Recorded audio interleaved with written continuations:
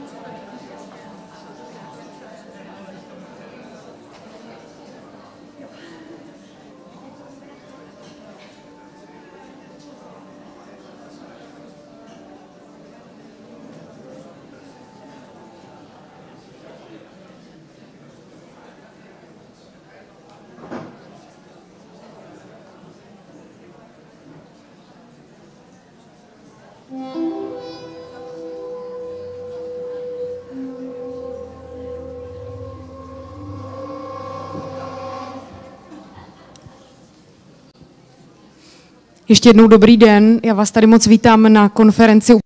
Good morning again. Welcome to a conference on the occasion of publishing a book, Violence Can Be Stopped. Welcome you all. My name is Hana Řičicová. I work at Český rozhlas Radio Wave, where we have been devoting quite a lot of time to violence, physical, psychological, all types of violence. We've got a series, Borders Source of Violence, for example, which I invite you to listen to if you like podcasts. This is a conference which we decided to organize to celebrate the second publishing of Violence Can Be Stopped under the auspices of the Office of the Government of the Czech Republic, under the umbrella of a project focusing on prevention of gender violence. We are wishing to spread awareness of this issue. We've been talking a lot about people who are targets of violence, but we should be also talking about those who commit violence, and that's why we are here today, and that's why Violence Can Be Stopped is being published here in the Czech Republic. This book is available right outside the door to this room, so please take a copy. This conference is divided into 3 blocks. We'll have presentations of 13 speakers, and between we'll have Q&A time, or you can also ask the authors to sign into your book. After the presentations in the morning hours, we'll have 5 workshops in the afternoon. Some of you have already registered. To those of you who have not, please do so. We'll have coffee breaks to network and mingle, and we'll also have a lunch break, of course. I should also like to draw your attention to the fact that apart from the fact that we've got the book outside, we also have an exhibition by Beth Orton, who designed the cover of the book and who is now exhibiting her pictures in here. We've got interpreters in here. Channel 1 is Czech and Channel 2 is English. The key issue of this publication and this conference is working with those who commit violence, the impact of violence on families, and complex approach to violence and possible solutions. Okay, let's move over to the first speaker, and that is Klára Šimáčková-Laurenčíková, the Government Envoy for Human Rights. Klára has been active in protecting human rights for decades, and she's very much interested in gender violence and fighting gender violence, which is very important for human rights. Welcome, Klára. Good morning. Good morning to you all, dear colleagues, Your Excellency, dear friends from Alternativa, Alternative Against Violence. Welcome to today's conference. I'm so happy to see so many of you. That's absolutely perfect, and it's a great message that violence in close relationship resonates in the society. You all are working in fighting violence, in helping those who experience violence, or working with those who commit violence. You are contributing to your work by being here today as well. You've been working against violence. You've been thinking about violence. Violence is in the center of your interest and your work, and you are here to draw on experience and expertise of your colleagues and counterparts. I'm very happy that today we are presenting to you an absolutely top book which has changed lives, and I hope it will change lives here in the Czech Republic. It's been published under the umbrella of the Office of the Government project in cooperation with our Norwegian partners, Alternative Against Violence. We firmly believe that this book will remain of inspiration for you, and that it will contribute to making all our efforts against domestic violence better and better. Open Society Fund contributed on printing the first copy.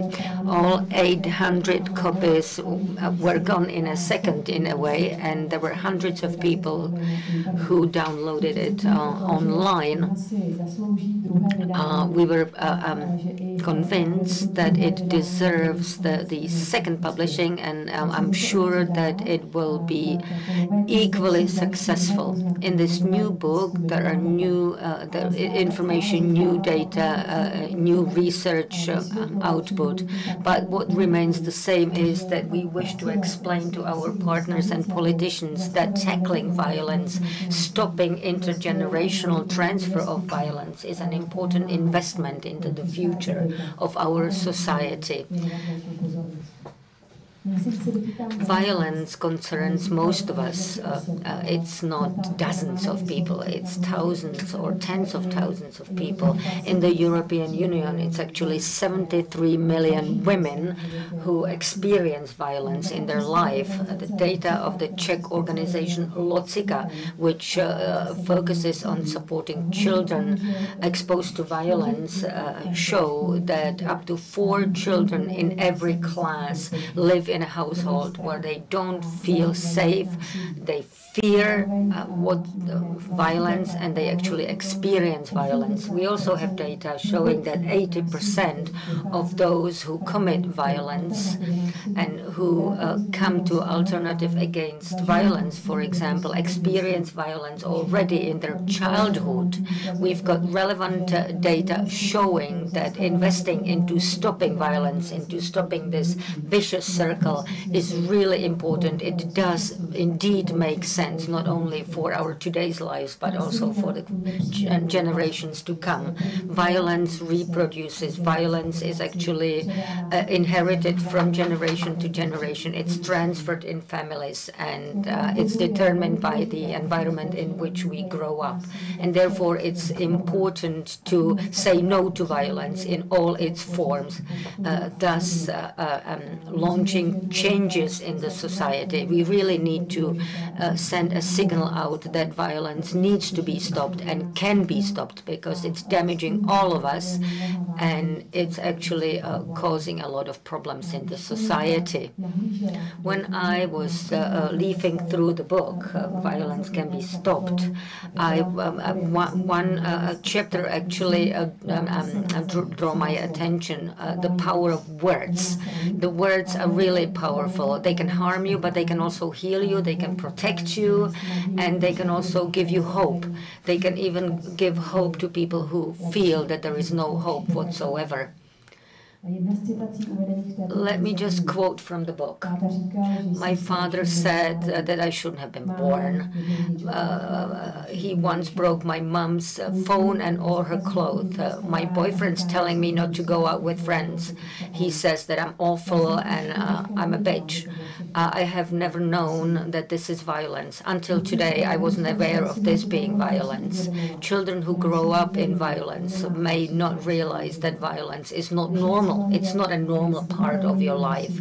We need to make violence visible, and we want to make it into a priority in our society. We need to break the taboos and myth about violence and work together to create safe environment for people who are experiencing violence. They need to be able to speak about it and to seek help. And they need to see that there is way out of violence.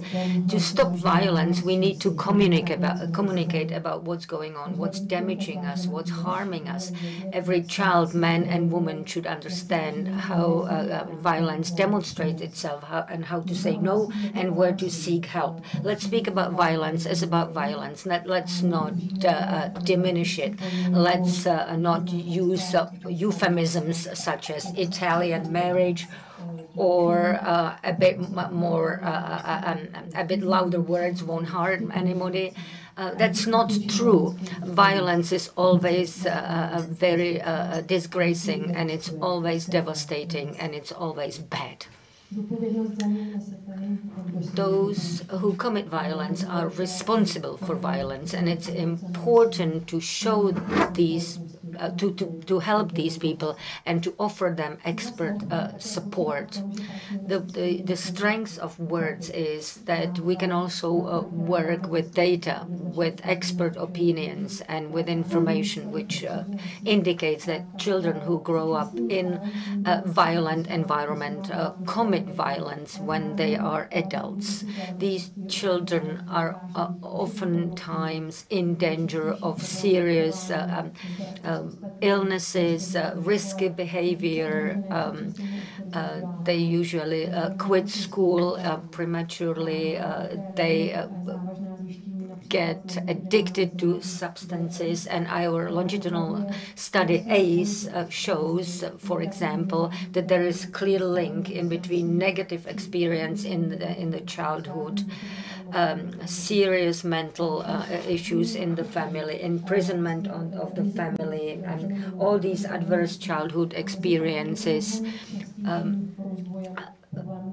obviously cause problems in adulthood, such as mental illnesses, serious issues, violence in close relationship, or somatic problems.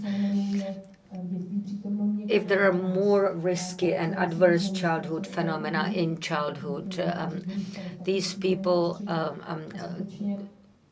don't live long, and serious problems, serious issues really cause early death, even 20 years earlier than average. These people oftentimes suffer from cancer and other serious illnesses which cost our societies a lot of money. A stable childhood is good prevention for development of serious health issues. Therefore, we should pay increased attention to that. For me, personally, these issues have been priority: fighting violence, combating gender violence. We need to provide early support, timely support. We need to invest into peace.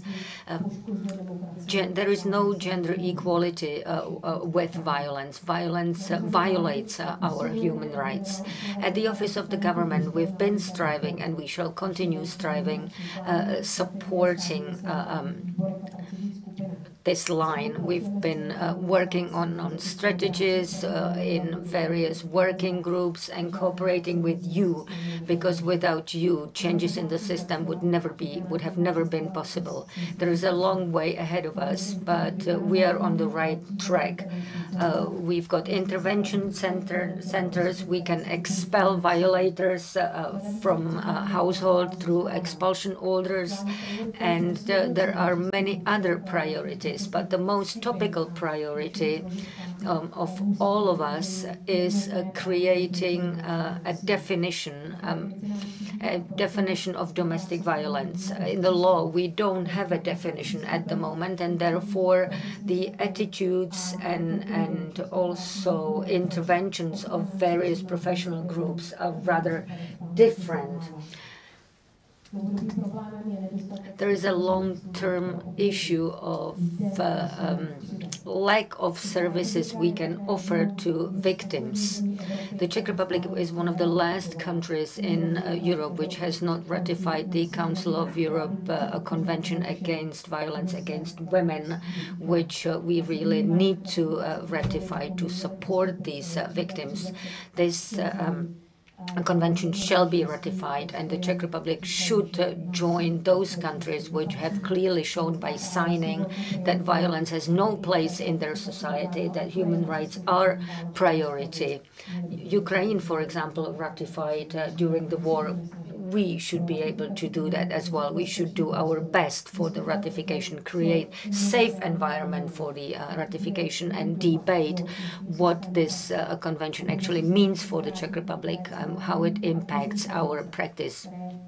We should be able to do away with the myths and misinterpretations that are connected to the discussion around the adoption of the convention, and we should stop those who try to put barriers to the adoption of the convention, and we should appeal to all the politicians that are relevant to our efforts. I would like to thank the team who is behind the organization of this conference and behind the organization of the entire project with our Norwegian partners, and we hope we can continue our cooperation in the coming months and years. So, and to begin with, I would like to open this conference, and I would like to wish you a successful day full of inspiration. I wish that our mutual relationships are strengthened and perhaps even extended, that we will be becoming more friends and colleagues, and will be further developing the international cooperation with our Norwegian colleagues. Violence can be stopped. It's something we believe, and we're hearing evidence from Barbara and her colleagues, and we'll be seeing that it is a fact that violence can be stopped, and we hope that you be able to contribute to our efforts and to the general effort to stop violence in the society. So once again, thank you for your work. Thank you for coming here. Please enjoy today. And once again, great. Thank you to those of you who waged a long way to Prague to talk to us. And thank you very much for your systemic support and effort. You are a very important partner to us. Thank you very much.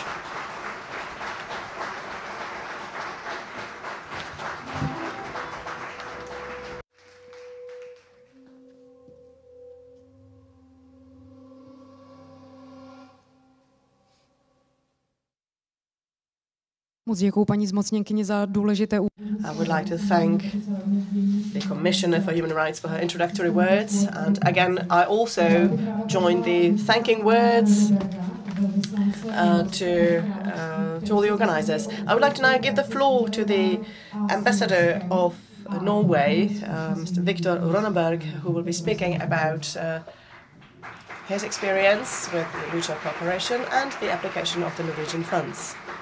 Please, the floor is yours. Thank you.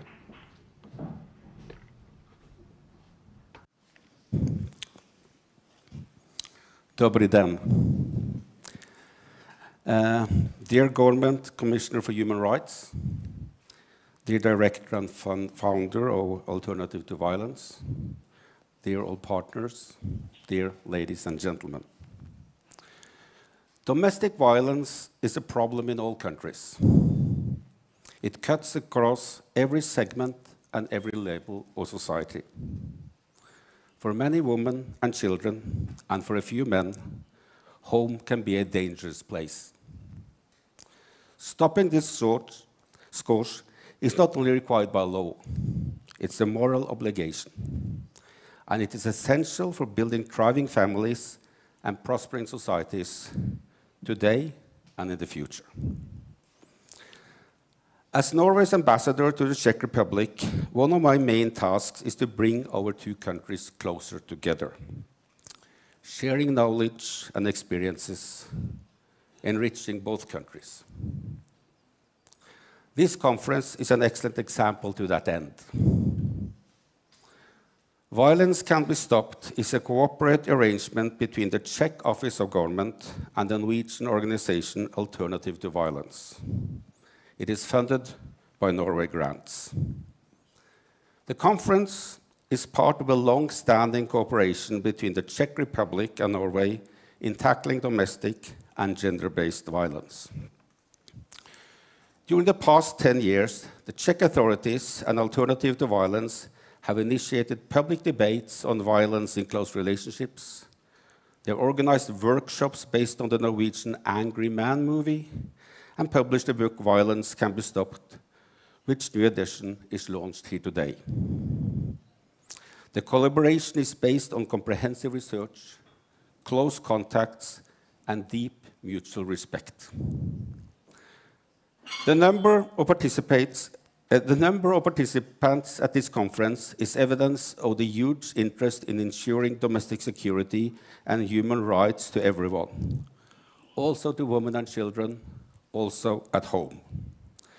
A task that seems to be more difficult because of the pandemic, but also better understood and strengthened in wake of the Me Too movement. By bringing new perspectives through working with those who use violence against their partners, as well as with those who experience such violence, new avenues to prevent violent behavior can be found. Avenues where therapy and self-awareness is almost always part of the solution. This coming Friday marks the International Day for the Elimination of Violence Against Women. Many of us will wear orange outfits, and at the Norwegian Embassy we will light up the residence in orange. We do this to remind ourselves of the important task that you are spearheading and that the Norwegian government is so proud to support. I wish you a fruitful conference. Kteří.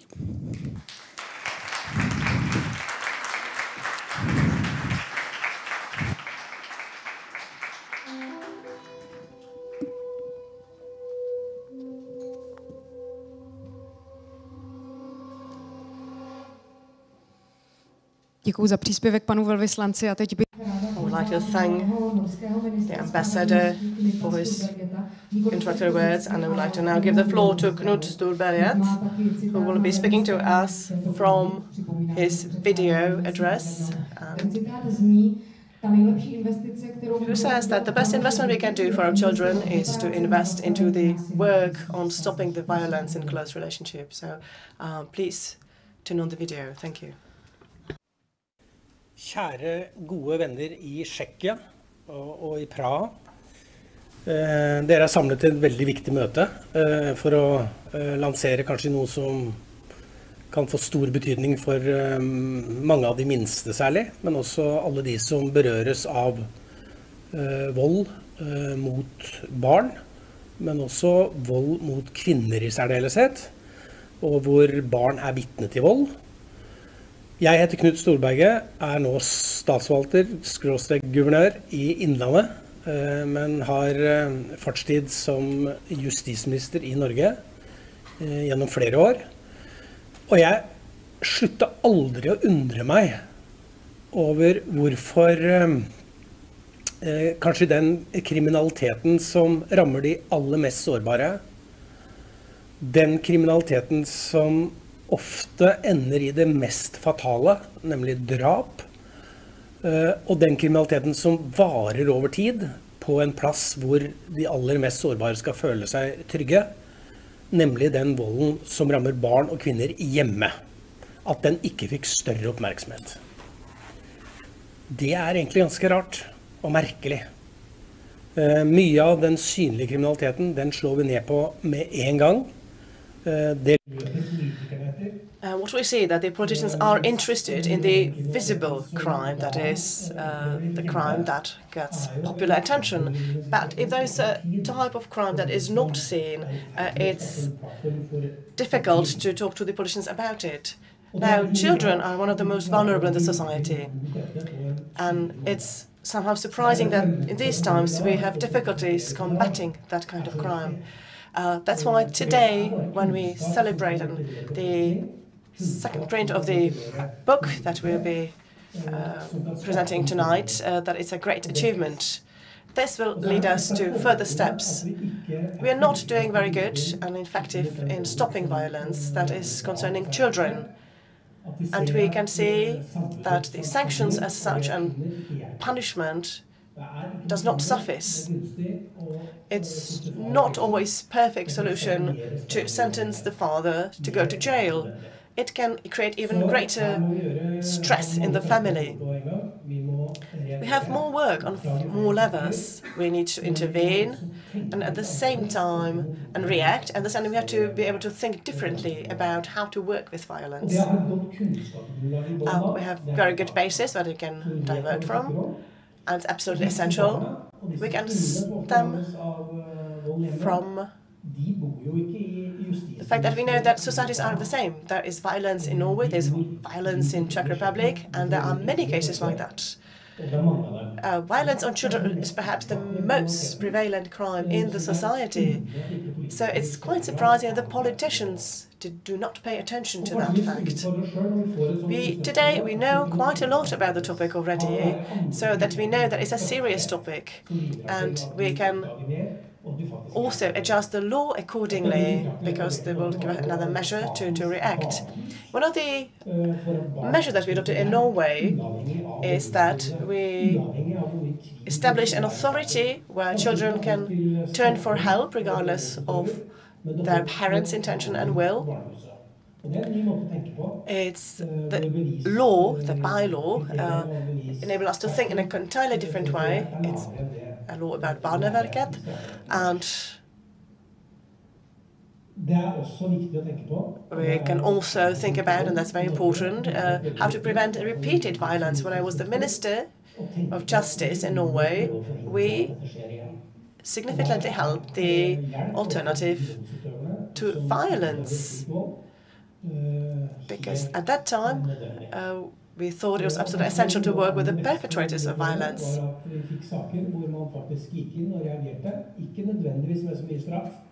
The best examples that we thought was a success was not only that we managed to work with the victims and punish the perpetrator, but also see that the perpetrator worked on himself and was able to acknowledge and adopt the responsibility for what he's done and took measures.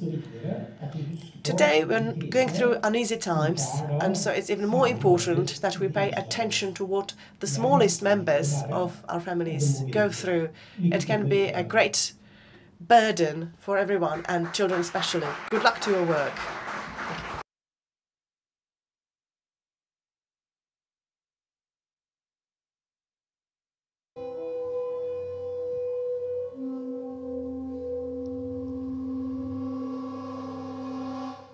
Děkuji moc za video pozdrav. Díky taky naší technické produkci a překladatelce. Thank you very much. Also, thank you to the technician and the translators. And the last speech in this blog is by one of the founders of ATV, Marius Rakil. Please join us. Can you come over, please? The floor is yours.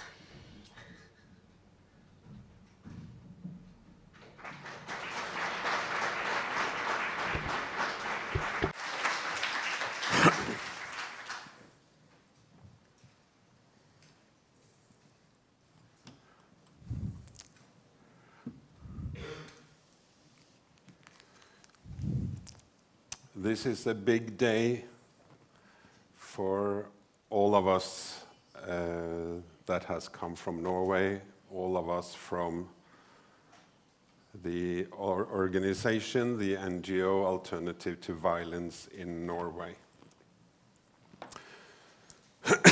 First of all, I would like to express a sincere thank you to our project partner in the Czech Republic, the Gender Equality Department under the government of the Czech Republic.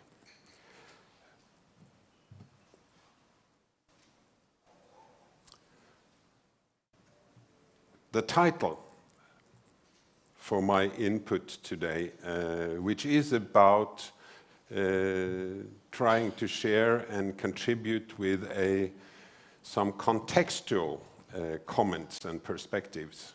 The title I have chosen is "Domestic Violence is not a Private Matter."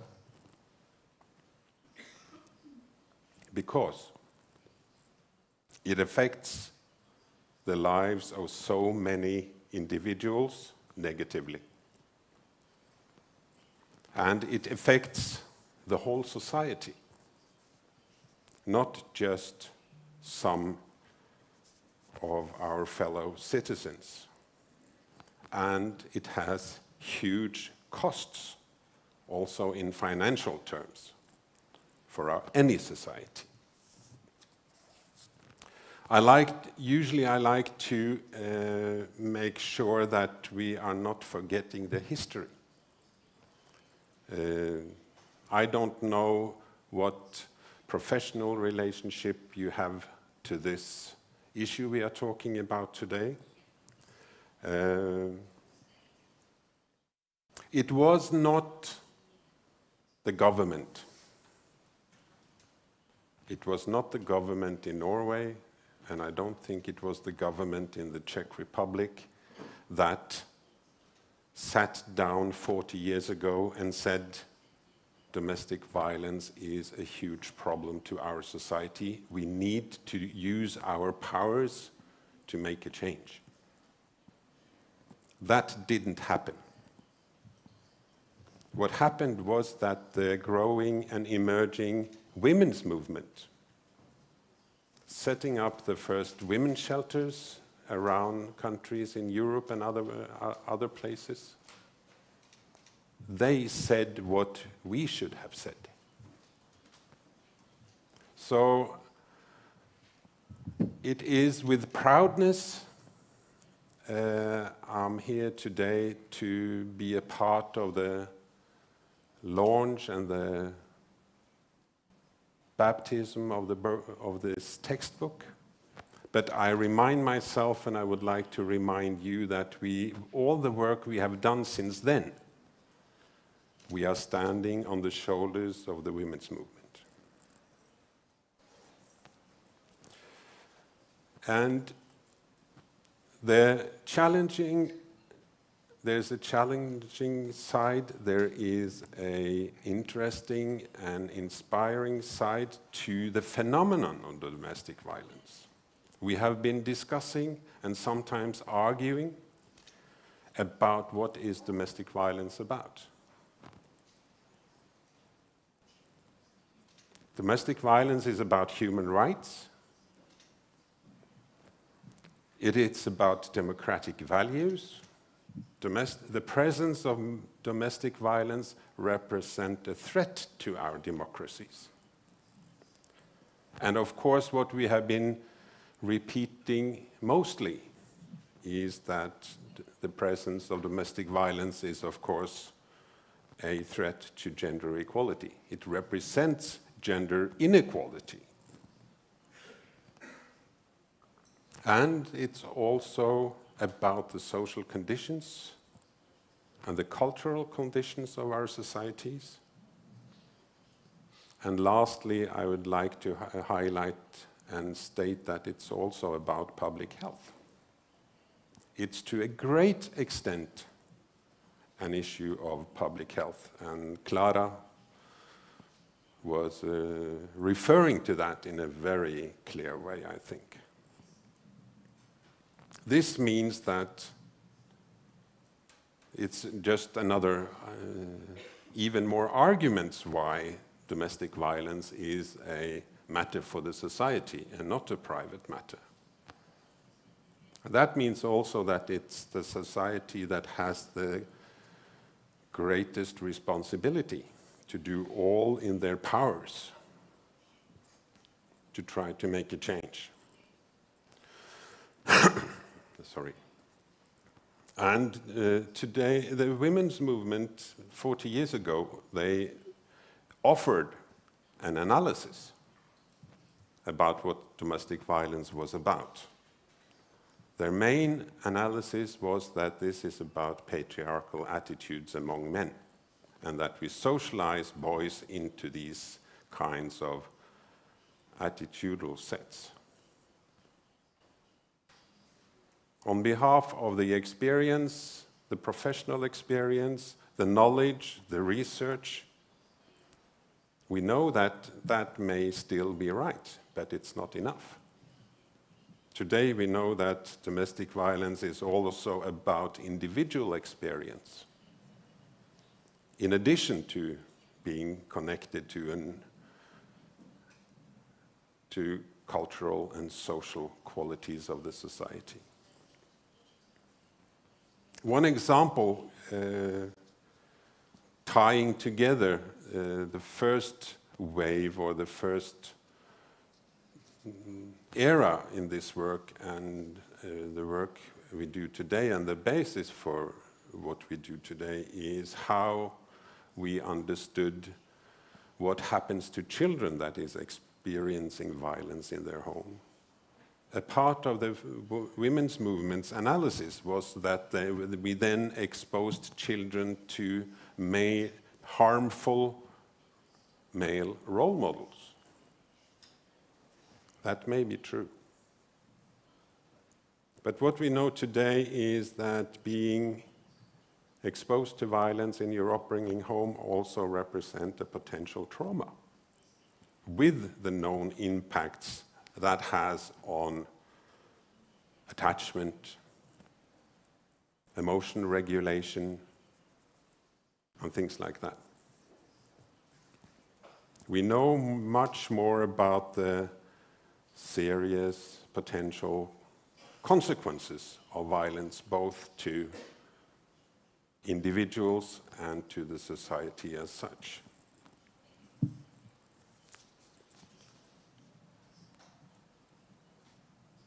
And today, knowledge should really help us, and even also Mr. Knut Storberget, in his Norwegian language, he was referring to the necessity of a knowledge base. And he was talking as a politician. I will come back to that.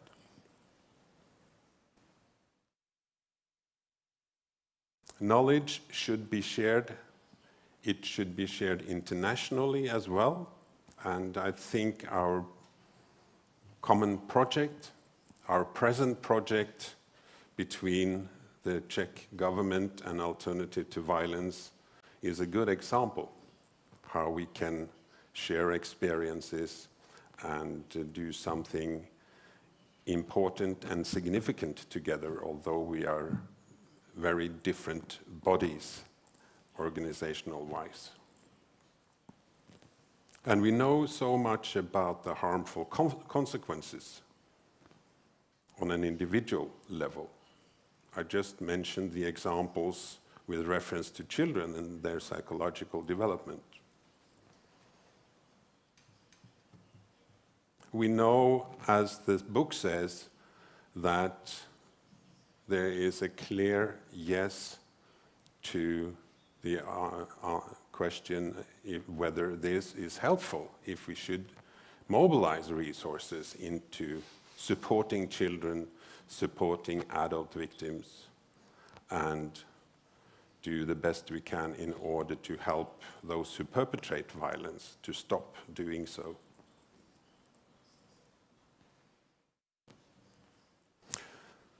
One of my adult victims, talking about as a role, one of my female clients that was a victim of violence.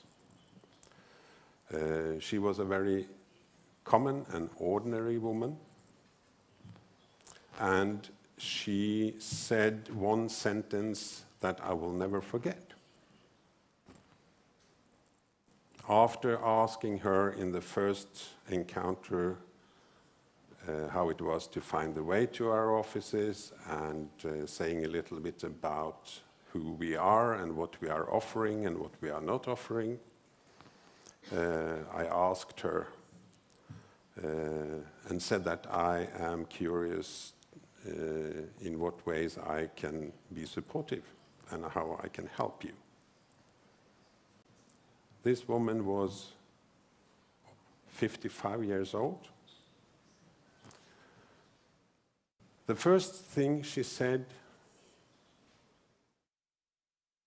was that violence has been there all my life. And I have spent my entire adult life trying to repair myself.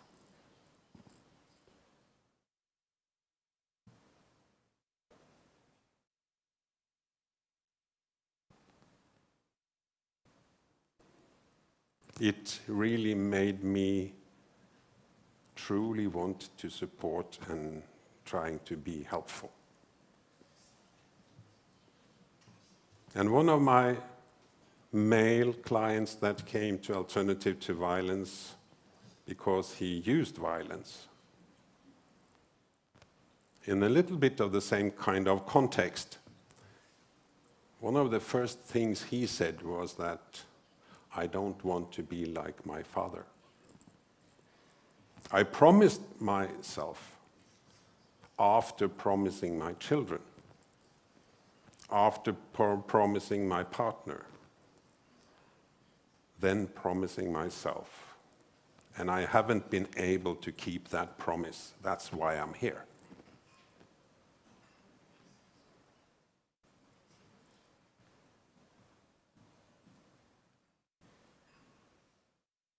So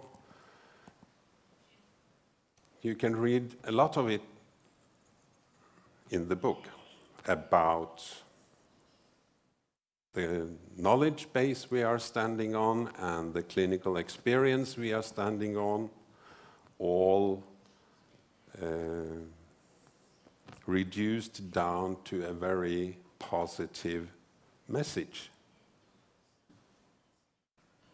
Supporting victims and supporting those who perpetrate violence is absolutely positive, and it makes a positive difference. And it feels very important and absolutely necessary that we by today are standing on a basis combined of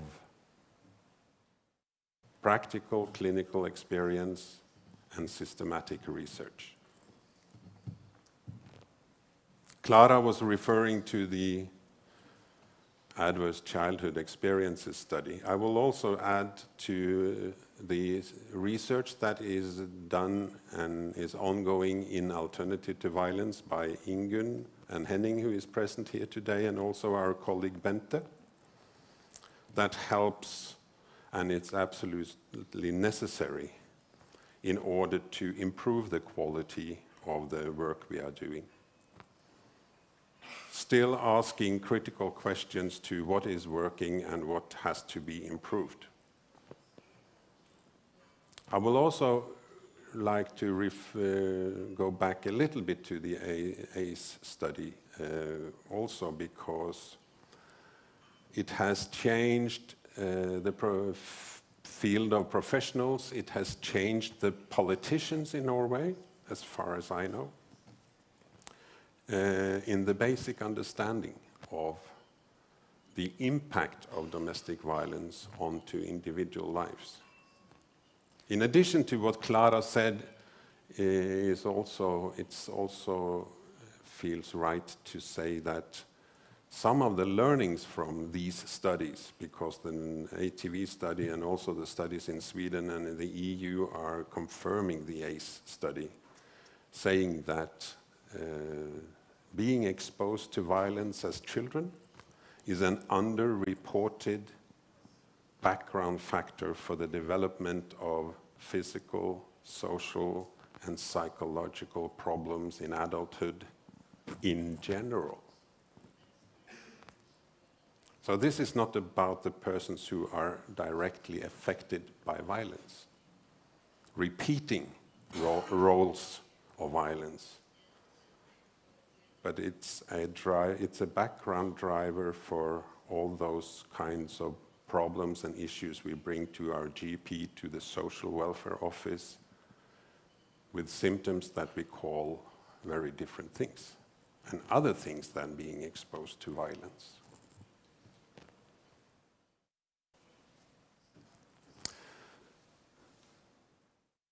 We wanted to bring Knut Storberget into this conference because an important experience we have done in Norway, being an NGO with the possibility over the years to develop our work, is to share the significant experience of and the necessity of having a close and good dialogue with the politicians.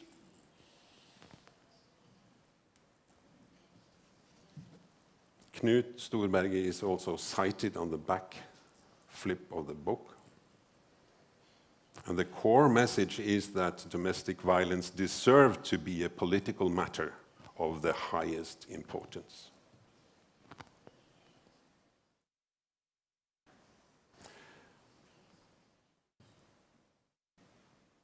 Also politicians, because we have elected them and they have so much power on behalf of the people has a responsibility to foster openness and critical debate. Knut said that a knowledge base is absolutely necessary and also crucial in order to make the right political decisions, because it has so great implications and consequences. So we bring with us an experience from Norway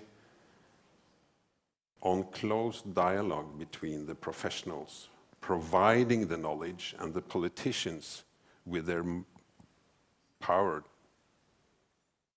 and possibility to make a change.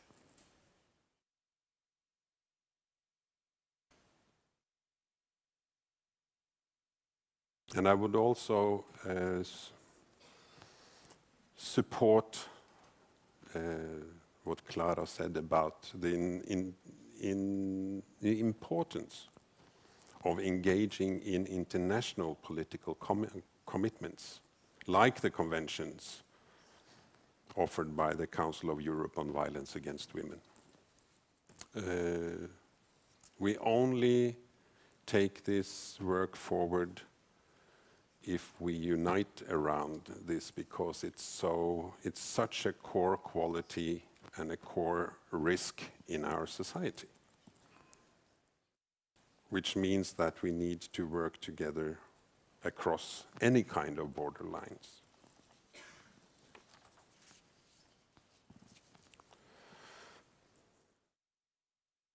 I don't know if you have done that so far in the Czech Republic, but in Norway there has been done a financial analysis of the cost of domestic violence to the society. The first one was done in 2013 on behalf of the Ministry of Justice, and there is a new analysis on its way right now. I've looked into what the population figures are for the Czech Republic. I found out that you are approximately 10 million people. If the analysis from Norway is transferable, the Norwegian analysis said that domestic violence, as a very conservative estimate, is costing the Norwegian society 1 billion kroner per million people. And I've even checked the exchange rate app on my mobile, finding out how the Czech kroner to the Norwegian kroner looks like. And if the analysis is applicable to the Czech context, we are talking about between 15 and 20 billion Czech kroner each year as a cost to society. So I have the possibility on behalf of Alternative to Violence to talk to politicians, quite a lot in Norway, but also in other countries. And I always remember to bring in the financial cost perspective and making that a basis for arguing that funding the work that we want to do, that should be done, will never be a cost. It is a pure investment.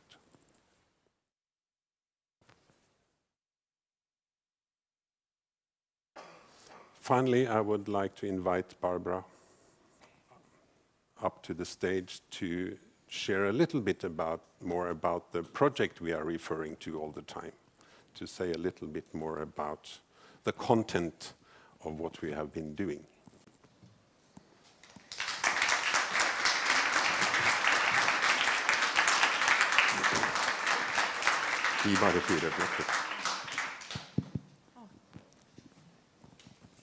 Thank you very much, Marius. And I haven't expected that I would be invited on the stage now, because I have a presentation with my colleague. But it's so wonderful to see so many faces I know, because we've been working on this project in 10 years, and it's been a pleasure. I'd like to thank everybody who has been cooperating on that. It's the Alternative to Violence supporting the work, the Office of the Government, all the Czech organizations that work with violence in Czech Republic, the Czech authors who wrote chapters in the book, the photographer who made these beautiful pictures you can see outside. We hope that you all will be inspired today and that you will read the book. We have... what have you been doing in the project, Barbara? Well, I've been traveling a lot. Beyond traveling? Beyond traveling, it was connecting with people and supporting each other and sharing the knowledge, sharing the experience. Because on a daily basis, I sit in my office and I talk to adults who use violence. I meet also adults who are exposed to violence and children who live with violence. So that's the inspiration, to share it together with you and share the knowledge. We have made a book together. Yes. We have talked to a lot of professionals in the Czech Republic together. Yes. And we have had a continuous dialogue based on deep mutual respect, as the ambassador underlined, with the Radan and with the people in the ministry and in the government. Yes, I would like to thank Radan Shafarik and Andrea Kisela for the support and cooperation, especially last year. It was great.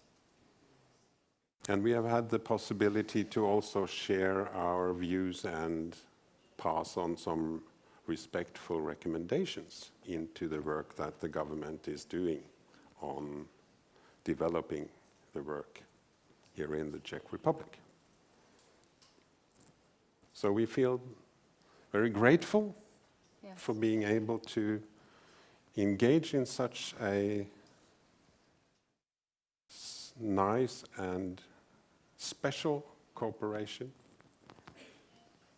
And of course the book is a very physical statement of a good cooperation. Thank you, Marius, and thank you for the cooperation we have had together, because Marius is the other editor and he has been supporting the work in 10 years now. So thank you so much.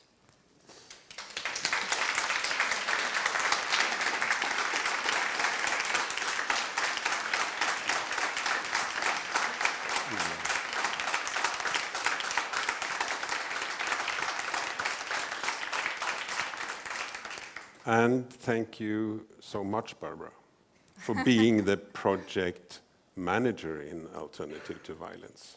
You have been the key persons in so many meanings of the word. You have one foot in the Czech culture and one foot in the Norwegian culture that has contributed with a very special ability to cooperate in those ways we have been doing. And I know you also have worked your butts off along the way. Excuse the language. Thank you.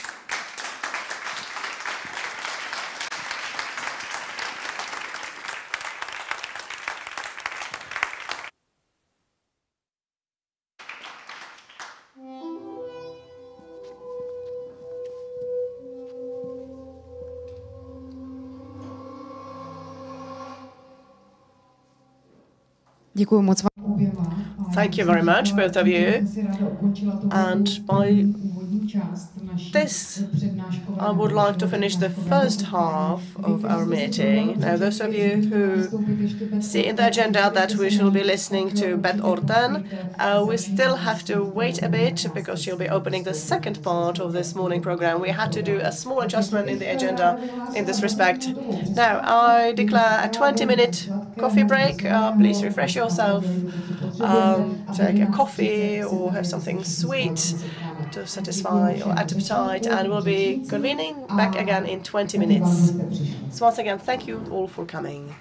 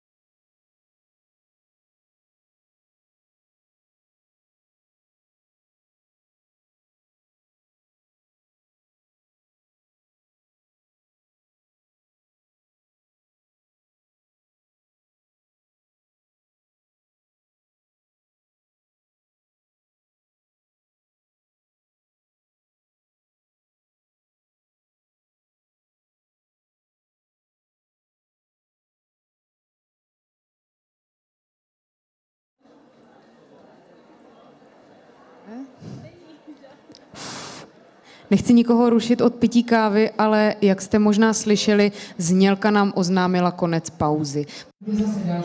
Ladies and gentlemen, we are just finishing the coffee break and we'll be resuming with the agenda. So we have the second block of our conference awaiting us, so please come back to your seats and await eagerly the second part.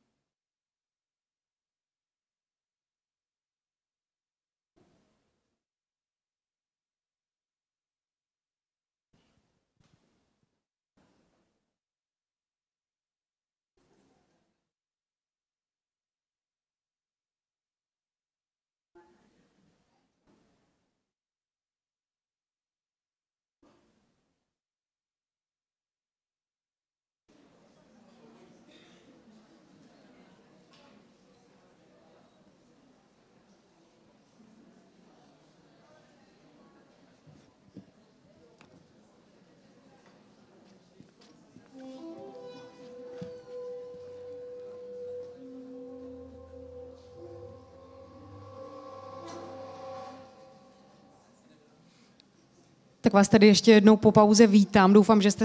Once again, welcome back after the break, and I hope you had time to refresh yourselves and perhaps look around also at the pictures that are at the entrance to the room and just outside of the hall. You can also collect the brochure that we have connected to our activities. Now I would like to start and open the second block. I would like to welcome Beth Orten on the floor, who is the author of the photographs that we can see around. And she is also the author of the pictures in the book that we are going to introduce later in the afternoon. Now, these are not stereotypical pictures of violence, but they would be more symbolic ones, I would say. But I would like to give the floor to Beth instead. Hello, good morning. Can you hear me?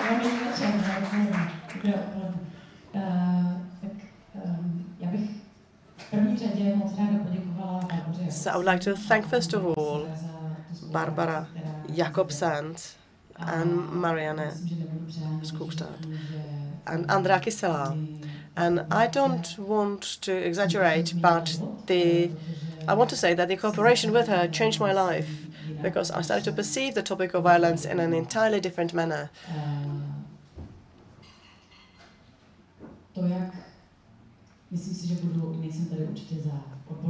Now, I'm not here representing the experts. I am an absolute lay person, and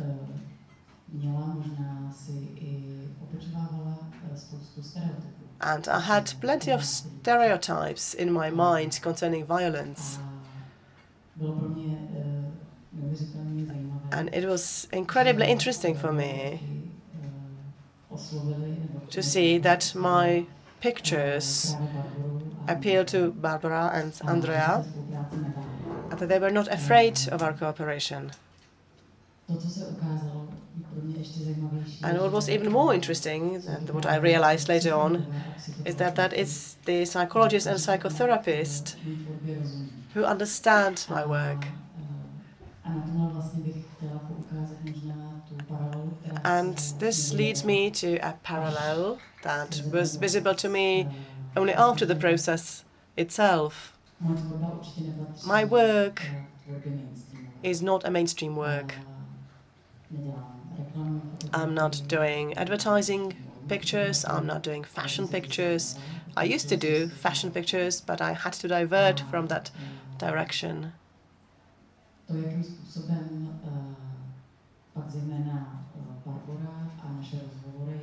The way we discussed our pictures, Barbara and I, and the text accompanying the pictures were very comprehensive, not always comprehensible to me, and I had to discuss the pictures with Barbara, and I needed to explain the things in a very plain language. I was also talking about my experience with violence, and Barbara let me to be entirely open and frank with her. And the parallel is following my experience with people approaching my pictures, because they often just look at them and they said, oh, these are murky, very dark pictures. They don't want to look beyond what's in the picture. And one of the things that was very interesting when we had an interview about the book was with Henning. And Henning said, each and every time I look at the pictures, I see more and more things, more and more layers in the pictures. And this is the parallel I was hinting at. If somebody wants to take a parallel towards violence, violence in the society, violence around us. So if we don't want to see violence, then we can only see a dark zone that perhaps doesn't have to concern anyone. You can put plenty of other things into boxes, you can label them, you can put them into some stereotypical thoughts and ideas that we've heard from our parents and grandparents maybe, or what we can do, and this is what we did, Barbara and I, that we want to highlight the invisible, that we want to make the invisible visible all of a sudden for other people. And I think that this is what we managed to do, this is what we succeeded to do with my pictures. And perhaps it'll be only the psychologists and psychotherapists who understand my pictures, but that's all right with me, that's fine. Now, of course, the audience says, no, don't worry, we all understand your pictures. And the artists and sensitive people, of course, understand my pictures, but also children understand your pictures. Oh, thank you for the debate right at the start. So I'm very happy that the audience is wider than just the psychologists and psychotherapists. So preparing pictures for the book was a process for me. And all of a sudden I realized that I perceive myself and the environment in an entirely different optics, because the topic seemingly does not exist. But it's like an elephant in the center of the room, and everybody is pretending the elephant is not there. I don't think I was taking a picture of the elephant in the room. But slowly, we were discovering, in a very sensitive way, what is the contents of the book. And that's all I wanted to say right now. So thank you very much. Enjoy the lectures. And enjoy the wonderful opportunity that you have these wonderful people here to talk to you. And thank you for letting me be part of it. Thank you.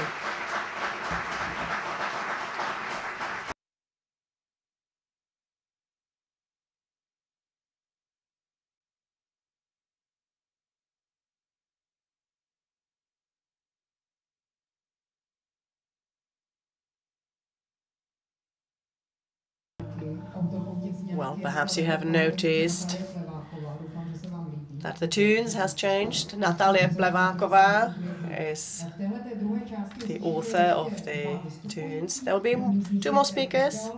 Per Isdal is one of them. He is one of the founders of ITV, and he is pioneering the work with perpetrators of violence. And a part of his lecture and a part of authoring a couple of the chapters of the book, he'll be also holding a workshop later in the afternoon. So the floor is yours. Hello. It's really a great honor to be invited to Czechia and to speak at this conference, and hopefully you will be satisfied by my words. The nature and logic of violence. When I was invited, I started to think backwards in history, and a very short history. The field of working and combating violence against women has actually a very short history. The first shelter for women exposed to violence was started in 1969. It's not very long ago. And I was 12 years at the moment. Nearly 10 years later, they started the first treatment center for men who use violence against women in Boston, in America, called Emerge. And 10 years later, we started Alternative to Violence in 1987 as the first European treatment center for men who use violence against women in Europe. And I was one of the 2 founders of ATV. I came directly from the university, studying psychology for many years, and started Alternative to Violence. This was our first logo or brand. We kept it for 20 years, and the logo has a very strong statement. This is about gender. This is about men, masculinity, our society, and we need to have a gender perspective on violence, as you might see in the logo. But that was truly important to us. And it was a very important question in 1987. Why should we do this? Was it necessary? And from America, we had really learned that only giving protection to women and children, helping women in shelter, couldn't stop the violence. That was not enough. In the 80s, in America, they saw that of all the women going to shelters, 96% moved back to their spouse, their husband. And in 97% of all the cases, the violence continued. So we had to do something more. And in America, in Norway, and certainly also in Czechia, we know that police and court and prison can't really solve big problems. Doesn't stop violence, maybe only for a short period for very, very few. So it's not an effective way to stop the violence. We have to go to the source of the violence, the men.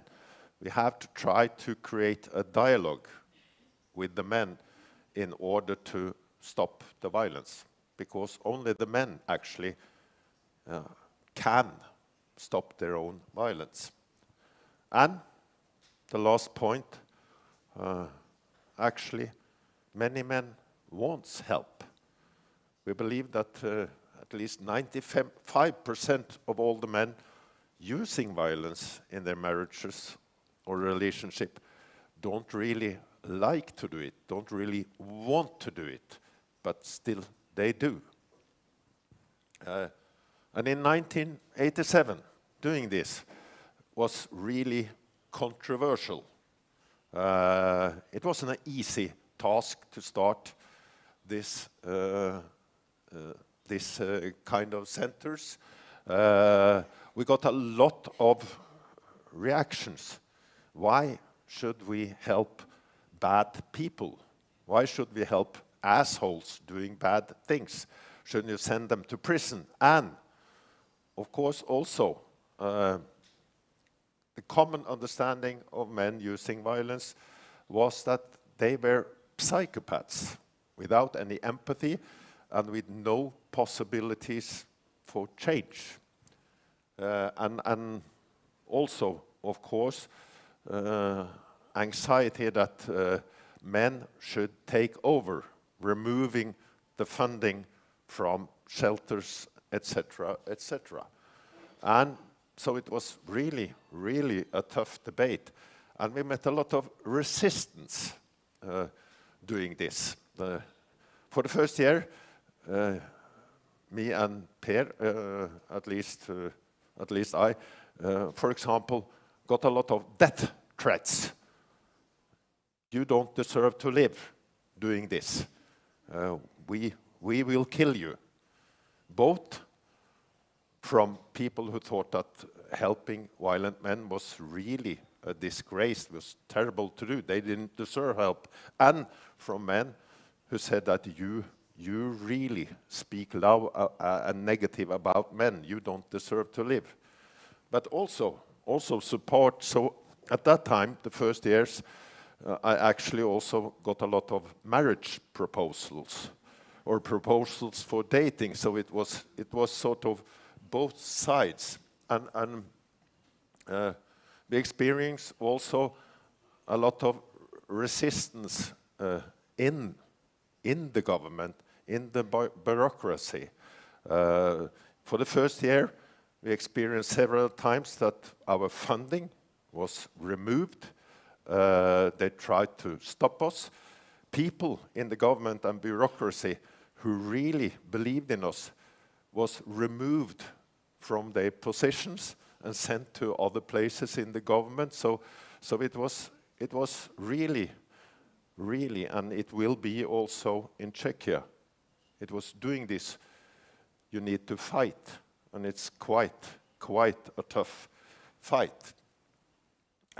Support also, the most important support in Norway we had from the women's movement, who really believed in us and supported us and made sure that we could continue our work.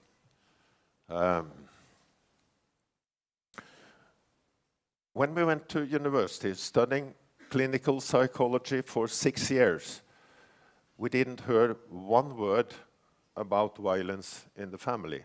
Didn't learn anything about it. It was a non-existing area within Norwegian psychology. So we had to learn everything ourselves. We had to create our own principles, and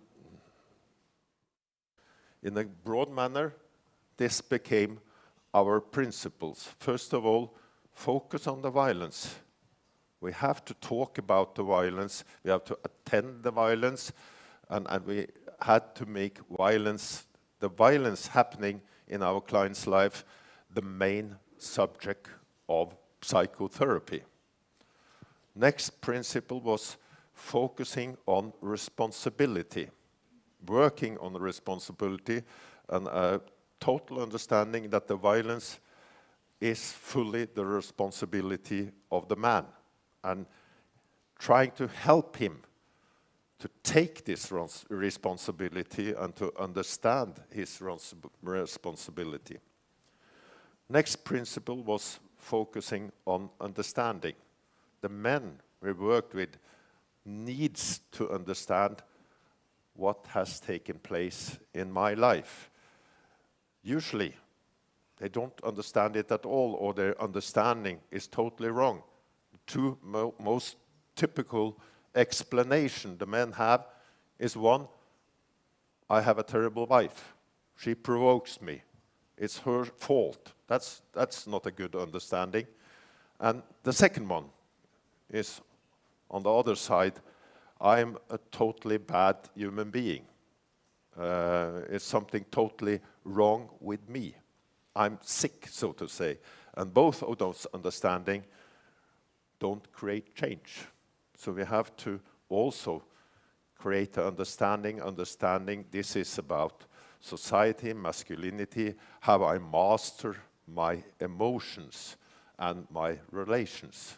Quite complex. And then, in the last part of treatment, focusing on the consequences, on empathy, on really understanding how has my violence affected my wife, my children, my surroundings, my society, and myself. So those four steps became the treatment principles of Alternative to Violence, and should be, I believe, also in Czechia. But we learned. A lot of men came to ATV. So the people who said that no man will actually contact us, they were totally wrong. A lot of men came, and we learned from the men. We learned also about complexity, and that's an important point. And firstly, I state here, you can't believe that you can cure something complex like cancer with one pill. That's naive. And you can't stop violence with a few hours of intervention. You have to understand that this is really complex. And you have to understand that one size does not fit all. That's why it's important for us in Norway, being psychotherapists and psychologists, with really an eye to the complexity of the problem and the men we meet. There are different patterns of violence for every man, even creating a greater complexity. A lot of the men have problems with drug or alcohol. They have, some of them, quite a person. They have a personality disorder, not only violence. The violence is a part of that. Some of them has experienced a lot of traumas. Of course, many of them, the trauma of growing up in a family where you experience violence, mostly the violence of your father. They have attachments issues, etc., etc. So there's really a complexity in trying to stop violence as a psychotherapist. You need time, you need a lot of competence on violence, you need really good therapeutic skills, and you have to have the right personal values. Which personal values, really understanding the roots and the responsibility of violence, and you have to be totally against the use of violence, as a therapist, and you have to strongly believe that equality is the only real alternative to violence. Equality in your relations. So that's important. One of the most important things we did was actually in the Norwegian society to define violence, telling the public and our clients that violence is actually much more than what you usually think. Violence is much more than physical violence, than hitting or kicking or strangulating. It's a pattern of behavior and all about some kind of use of power in this. And we created understanding that there's 5 common forms of violence, which we all of them we wanted to address in the therapeutic setting. You have physical violence, all kinds of use of physical force to force another person to do as you want or stop doing what she wants. We have sexual violence, all kinds of violence directed towards your sexuality, like rape, like using anger to achieve sex, making your partner do things she don't want to. In research from America, it's shown that in all the couples where there are physical violence, in 50%, in the half of those couples, there's also some kind of sexual violence in America. Then we have psychological violence, like threatening, degrading, controlling, etc. The most important, I believe, form of violence, material violence, which means using objects or destroying things. Many of our clients believe this to be alternative to violence. I wanted so bad to hit her, but instead I destroyed the table. I broke down a chair, things like that. I threw a bottle or a mobile phone in the wall, not understanding that this is just the same. It's trying to influence another person by frightening or hurting or degrading somebody. And then the most difficult form of violence, latent violence, which means violence that actually works even when you don't do anything, because the expectation of possible violence will govern all your acts. So this is also one of the things we show all our clients. We try to show them and teach them what is actually violence. Very, very, very important. The men, I think most of the men we meet don't really understand why they use violence, what kind of meaning it has. So this is what we will meet, how men create meaning to doing something they don't actually want to do. And in Norway, probably in Czechia also, all small boys learn from the start of their life there's one thing you shouldn't do.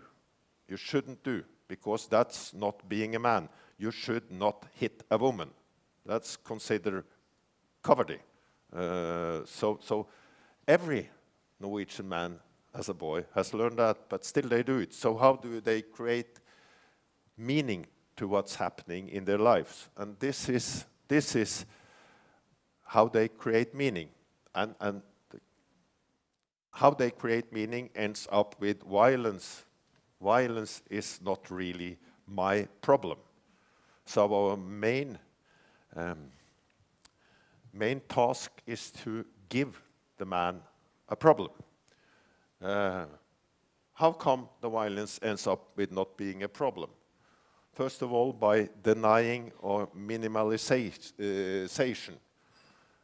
It hasn't happened so much, it's not that bad, it's by the language. Denying responsibility, she provoked me, she made me do it, it's her problem. And denying or minimalization of the consequences. It's not that bad. She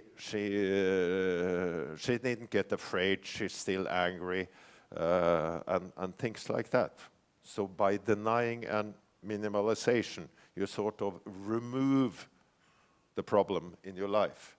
Externalization is explaining your own behavior by things outside of yourself. I'm not the problem, she is the problem. She provoked me. She's difficult to live with. So to say, she needs help. And as a man told me, quite interesting sentence, I'm really a nice guy as long as nobody provokes me.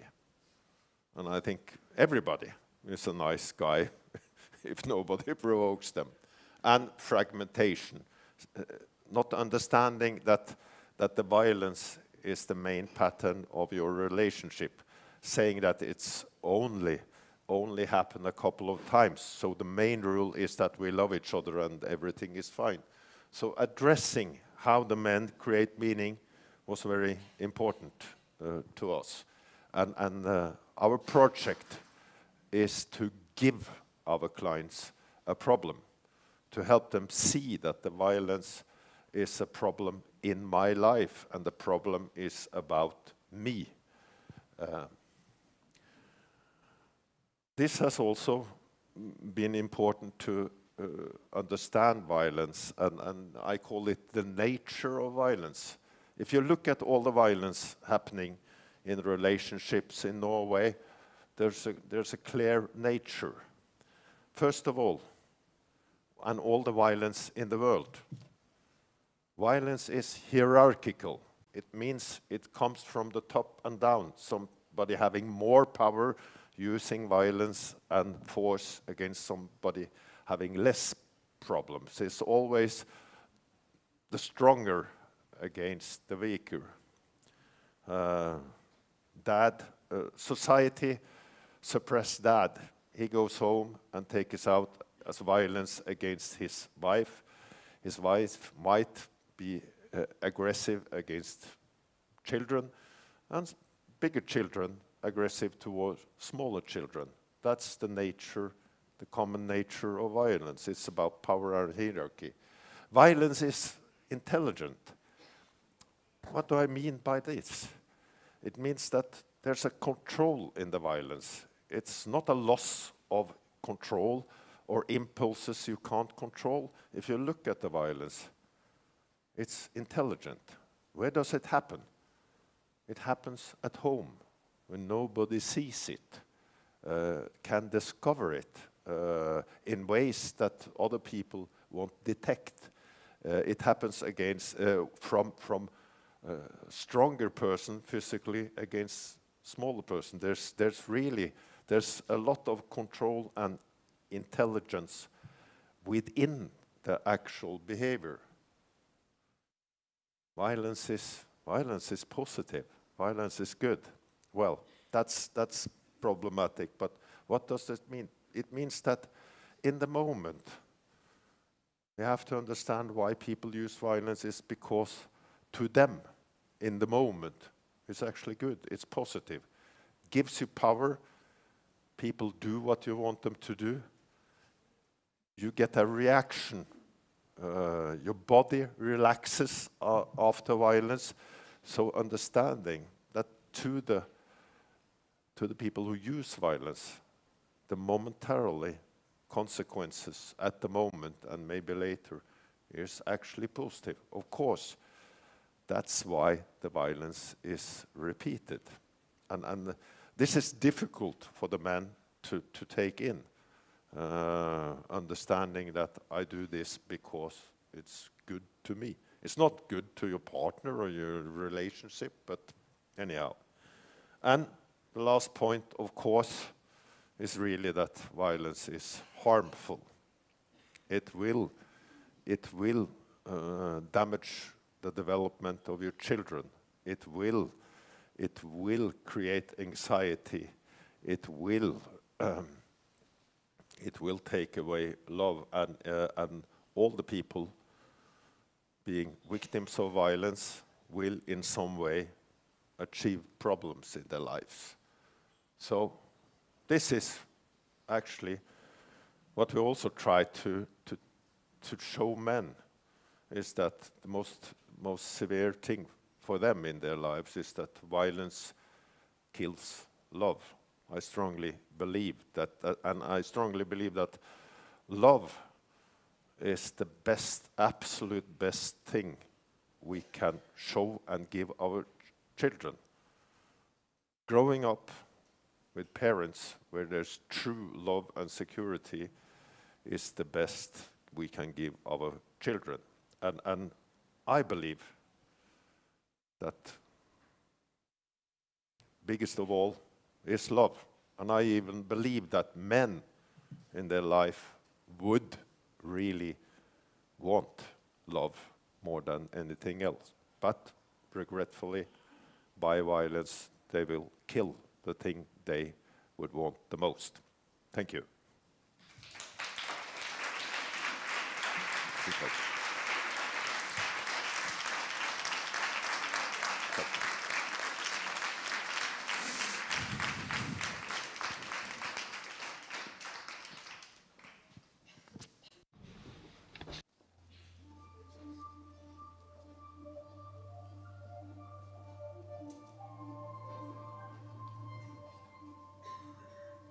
Moc děkuji Pérovi, bylo zajímavé určitě i pro vás tady všechny v sále, i pro vás.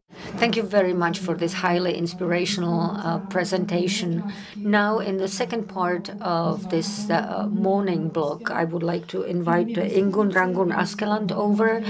Ingunn also works at ATV. She focuses her therapy on men, exposing their relatives to violence, primarily women. She is one of the authors of the book. She'll be leading one of the workshops in the afternoon, and she'll be trying to answer the question of who are men who are committing violence in close relations.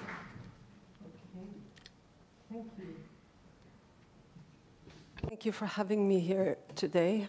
I will try not to cough while I'm here. I'm having a bit of a cold, and I need my glasses, of course, to see anything.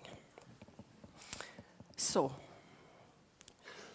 yeah, that's me. My name is Ingunn Rangun Askeland, and I'm going to talk fast to get through.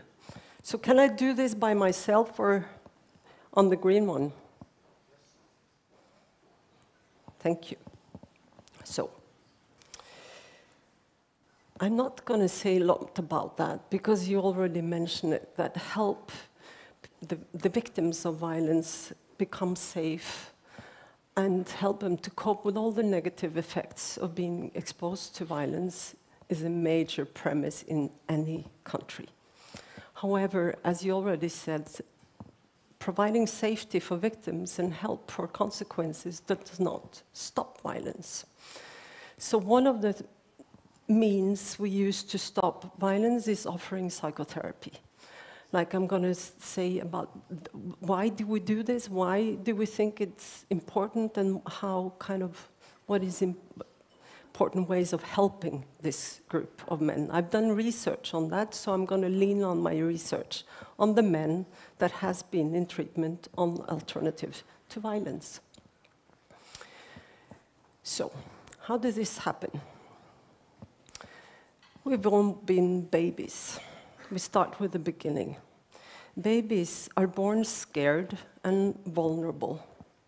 And to survive, we need both physical and emotional care from our caregivers.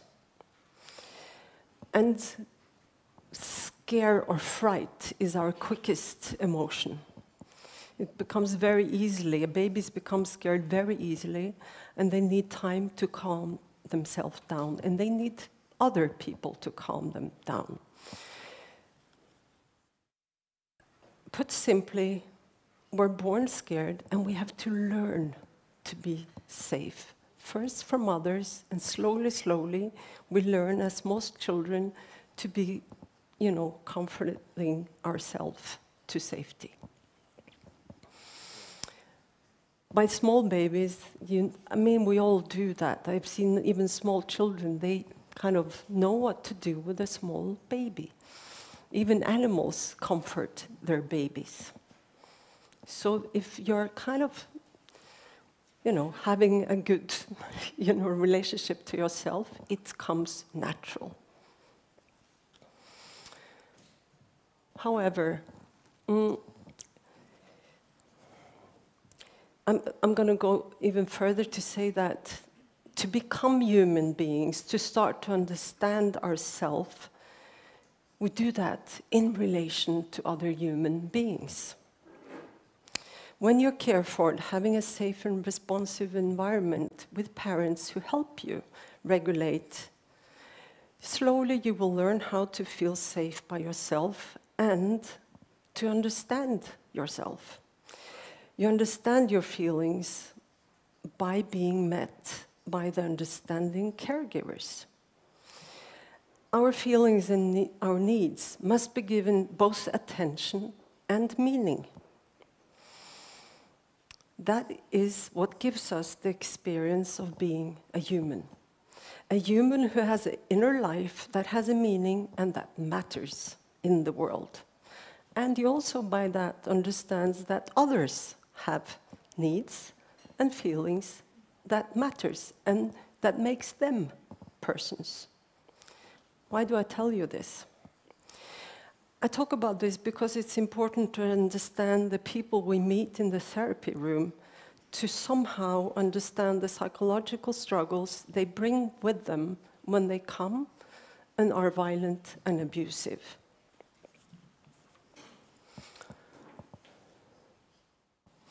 So we know that the men that are acting violent towards their partner and children typically have grown up with some form of violence and neglect themselves. At ATV, if you ask a simple question, have you ever experienced any physical, emotional, or sexualized abuse with your parents? You get yes, no.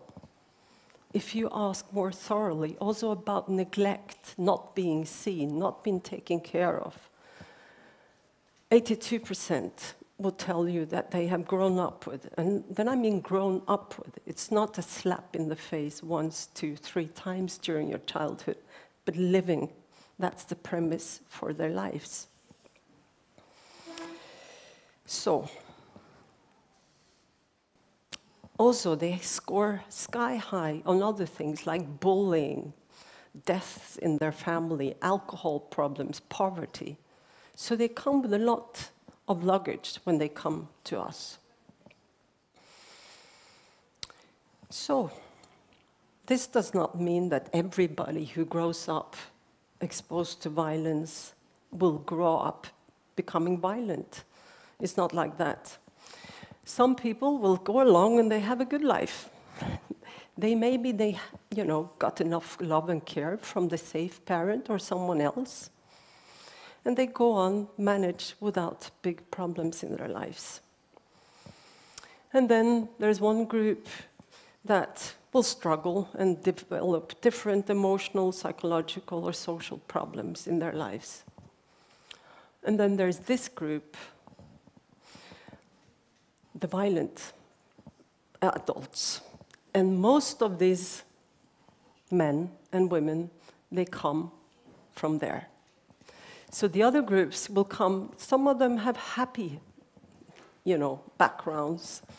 Some of them have okay backgrounds. But this group, most of them come from there, especially those who use severe violence. So what happens if you grow up with a caregiver that is violent, scary, and hurt you? That is what you call a double whammy. the one that scares you are also the one who are providing you, or supposed to provide you, care. That does a lot with a human being. So you get a lot of what you shouldn't have and too little of what you should have. I'm going to talk more about this in my workshop, the mechanisms, what happens to you and how this connects with violence today. But to say it shortly, the effect of experiences go far beyond social learning and imitation. It brings along a broad spectrum of long-term consequences and have an effect on how they see themselves and the way they perceive others. Typically, they will have a distorted way. They will think that people are hostile, even if they're not. And they will show difficulties with regulation of emotions or even understanding their emotion. Thinking about the babies that need outside help to understand their emotions. These are the men that they haven't had this. Some frequent issues around trust, lack of self-esteem, and subsequent lack of respect and confidence in others. Their past have been full of feeling, experiences of feeling inferior, helpless, in lack of control, and overwhelming feelings of helplessness. Therapeutic work has to take this into account when we're trying to meet these men and understand how they what they need in treatment and how this relates to their violence and how they create their violence. So, not only to stop violence, but to develop as a safe partner. That is stopping violence. You have to develop something new. You have to become something, because non-violence, what does that mean? It means being caring and loving towards your partners. So this is the background behind treatment at Alternativa to Violence. In psychotherapy research, it is well known that one of the most important elements in treatment is the therapeutic alliance, the bond between the client and the therapist. Men, when they hurt and scare their partners and children, it is easy to feel the need to confront them, punish them, and to make sure they understand that what they do is wrong. This basic assumption is that men need to be confronted and has to take responsibility and definitely not talk about their own victimization or feelings of being hurt. This view is understandable. However, the question is this the best way to actually make them change, feel accountable, and develop better ways of treating their partners? The last 30 years of research on therapeutic models that are built on psychoeducation and change of attitudes in somehow confrontational styles have given the answer. And the answer, does this work? And the answer is no. And how do you even teach compassion and empathy by treating someone in a punitive and confrontational style? Teach them that they are wrong. Helping men to take responsibility is better done by a more empathic and alliance-enhancing exploration of how violence became a problem in this person's life. So, what happened? Did it get any better? After treatment. So here I show you, this is an outcome study. We followed 84 men and their partners for a long period, from before treatment until 1.5 years after treatment. So these small angry men over there, 33 men said they had used what typically men come and say, is violence, you know, the typical physical acts of being violent. And 1.5 years after, there were 2. You see, only 2 angry men there in the end who still reported that they had used at least once during the last year. We also asked the partners, and they confirmed this picture. So this is a significant reduction in the most severe physical violence. Same pattern with what we call physically controlling violence. That's the violence. The men, they don't think it's violence. It's, I just hold her, shake her, put her down on the sofa. Very scary and intimidating violence, but not necessarily physically harmful. Even more men said that they'd used this form. 45 men, 45 angry men in the beginning. But you see still 10 of them report this kind of violence during the last year. Also here the partners kind of confirm the same reduction. So what Per just referred to as material violence, you can also call it property violence. You know, the men will typically think, yeah, this is my alternative to violence. They throw a glass, they break things, smash through the door, scare their children, and by maybe destroying some of her very personal belongings. Definitely not his own, not his car or his, I don't know, maybe his wife's car. And here is even more men use that form of violence, 55, and it's down to 13. So still 13 men, and what they report typically is this, you know, you have an argument and you want to make you, and maybe you break some glass or something. Still kind of in the anger they do that. Psychological violence. I think psychological violence is part of any relationship where there is violence. You can have psychological violence without physical violence, but not the opposite. It's always there.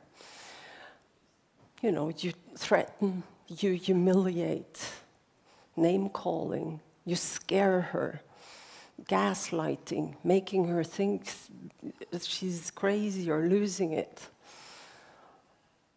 66 of the men says that. It's 79 or 80% of the men says that use that. 93% of the partners. And I think the reason why you don't have 100%, it's because we ask specifically about the actions. It doesn't mean it's not there. You know, the kind of lack of interest, lack of love, lack of... So what do you mean? You understand? The lack of love, it's a part of psychological abuse in these relationships. You see still, after 1.5 years, this is the highest of them all. The physical violence goes down quite a lot. Very few men report the severe physical violence, but the psychological violence is 30% still.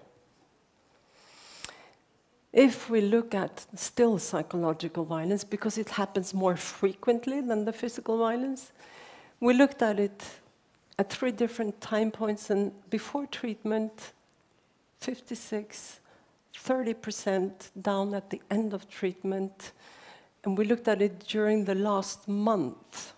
So it's not the whole year, but during the last month, how many times, or did it happen or not? And we see, if we look at it that way, the frequency is lower because it's 9 men reporting that. And this was the only violence that we found a reduction from the end of treatment to follow up. So it kind of continued to go down. This means psychological violence takes longer time to change, which makes sense and which is found in other studies as well. So, I just want to say that violence changed, but did something else change? Did they become you know, happier, less worried? Did they struggle less? Did they get a better relationship to their partner? We use something called OQ45. It's a questionnaire. We wanted to measure psychological distress and relational functioning. And yes, it goes down on the group level. It goes from on the level where we call clinical distress. That means on a level when they're suffering in their daily lives, to below what is called a clinical cutoff. And what is nice here is that the biggest change was on the scale measuring relational function. So that means the biggest change was found in the way they felt and behaved with their partners. And that is important, that it's not just changing, stop being violence, but we see a positive move on the relational scale.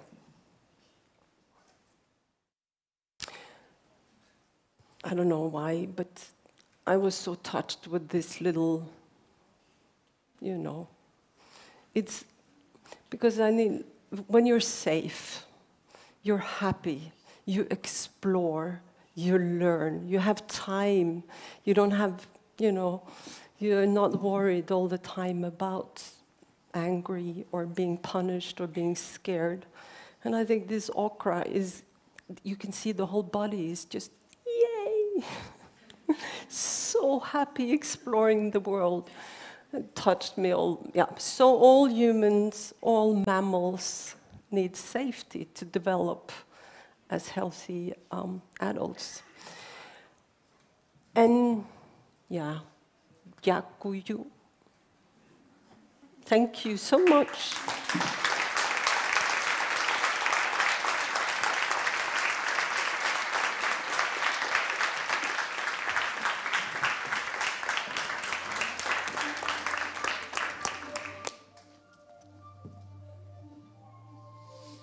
I would like to thank both Per and Ingunn for their contributions. It was very inspirational.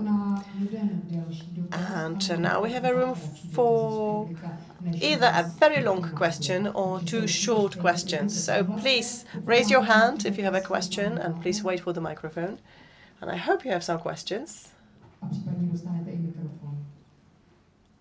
And don't be shy, please raise your hand and ask a question. If you don't have any questions as audience, we of course have questions that we prepared ourselves, but we want to give the floor to you now.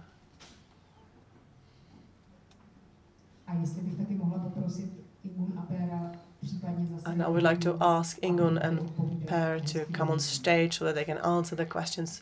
Looking at the audience, if I can ask you, could you please come back on stage, Ingunn and Per, so that you can answer the questions? Thank you. Thank you for the interesting presentations. This is Marek from the National Institute of Mental Health. I'm interested in the trial that you had with the men who used violence, and I was wondering about any control groups that you might have had, because, you know, of course, the trials that we have usually work with control groups, and I was wondering if that's something you did or perhaps plan to do, and whether there are any new directions and new trials that you're planning to run still. Thank you. Thank you for asking me that. I skipped all the boring research part. That's why I didn't tell you about the design. It's a naturalistic design. It has to do with the, you know, when people are coming voluntarily, it's much more difficult to randomize them into control groups. And those, because of the sizes of some of the offices, it was ethically impossible. But we're planning, or at least I am planning, look at them, to do a small RCT, you know, randomized controlled trial. But we asked all the partners about all the different forms. That was the best we could do. So we have partner reports all the way. Great, thank you so much. And we're also happy to share our experiences, because we work with perpetrators of sexual violence, and we're also running a trial, so we can share our experiences if you're interested. Yes, definitely.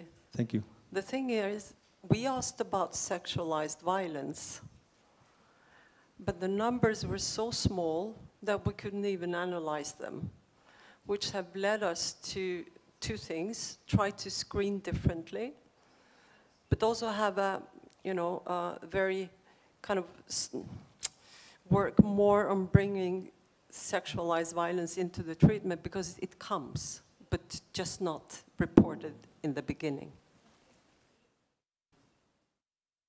Thank you.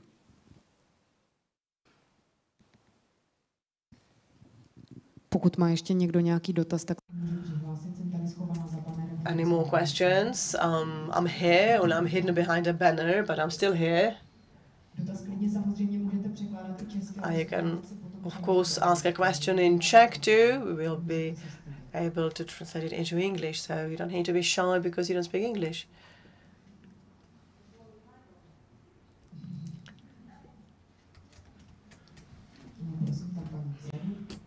A lady at the back that I can't see, but I've heard the voice.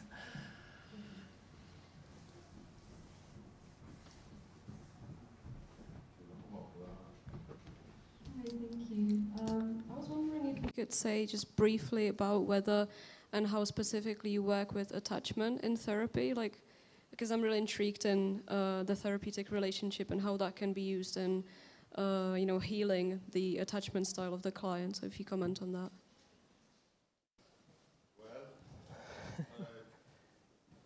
I think we should refer to our colleague Henning Mohaupt after lunch, because he's working with fathers, with creating attachment and things like that.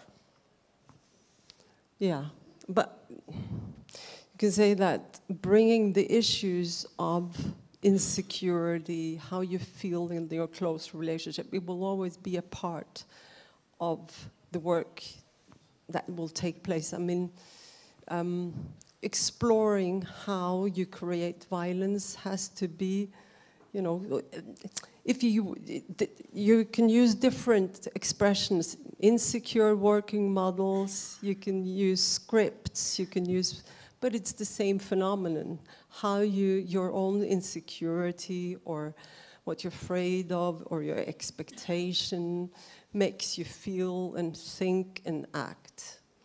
And we're all trained, so everybody knows the attachment in theory and knows how to kind of recognize the insecurity patterns. I will talk a little bit more about it as well in my workshop. And usually in therapy, what we meet is men who actually don't see their children. There's not in their uppmärksamhet. In their attention. In their attention. They only see their spouses, their wives, and they lose sight of their children. So therapy is about bringing the children or the attention of the children into the therapy room and helping the men to see their children, to connect to what's happening to their children, and to understand their immense importance for their children, yeah. And also the destructive importance. Yeah. Henning will talk more about it on different, because they are not very well as fathers.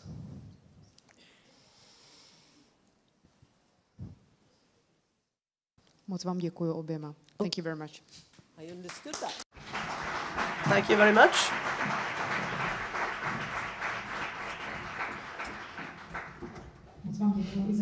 And thank you for your questions. Thank you for coming. I'd like to thank all the presenters. And now I would like to send you for lunch. We have roughly an hour for lunch, so if we come back at 13:35, if you come 13:37, it'll still be okay, but we shall see how we proceed from then on. So enjoy your lunch, bon appétit, and I wish you a nice walk into some of the restaurants in the vicinity. Thank you.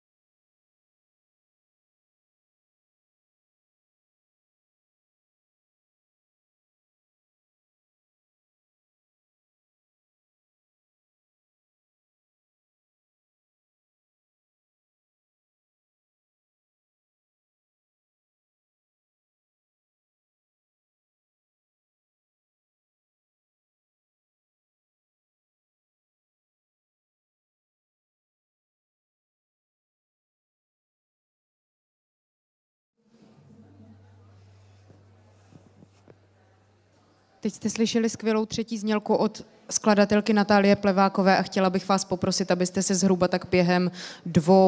Please be so kind to sit down. We shall start in about 2 to 3 minutes.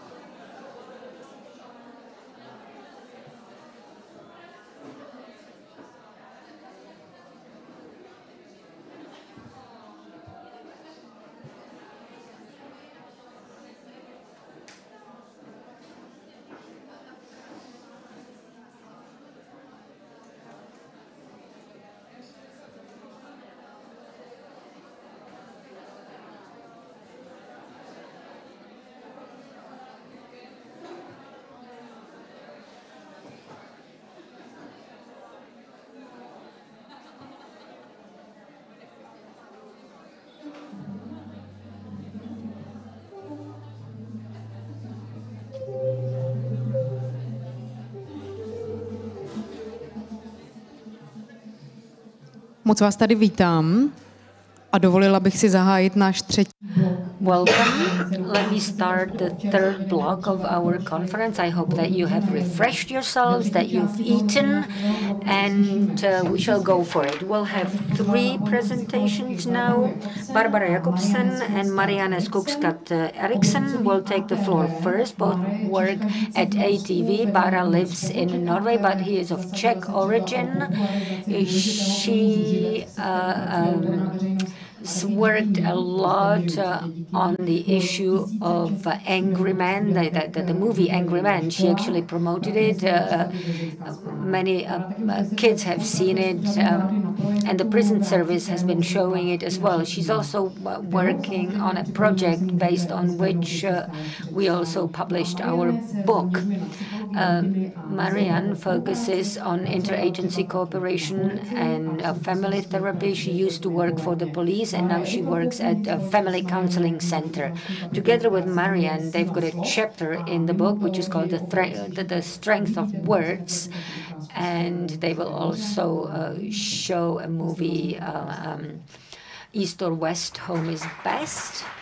Question mark? Please take over.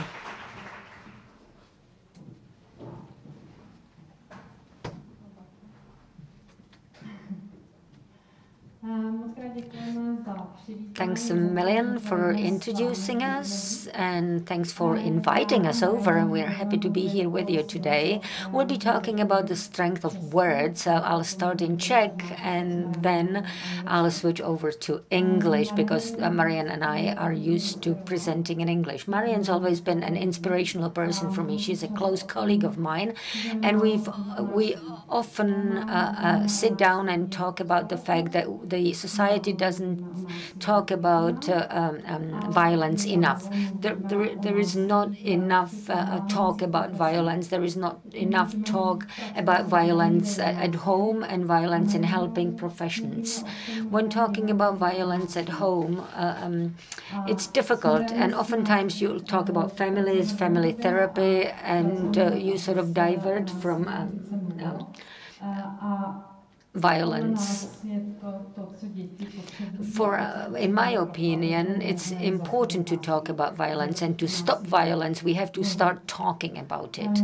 That's one of the preconditions and prerequisites, and that's why I'm so happy that you came here and that you are also following us online. Those of you who couldn't be with us today, let's start with a short part of a movie that was translated by CZOSIV, the Czech Society for Inclusive Education. This is for the first time when we're showing this movie here in the Czech Republic. We'll show you a short part of it, and it's quite unique.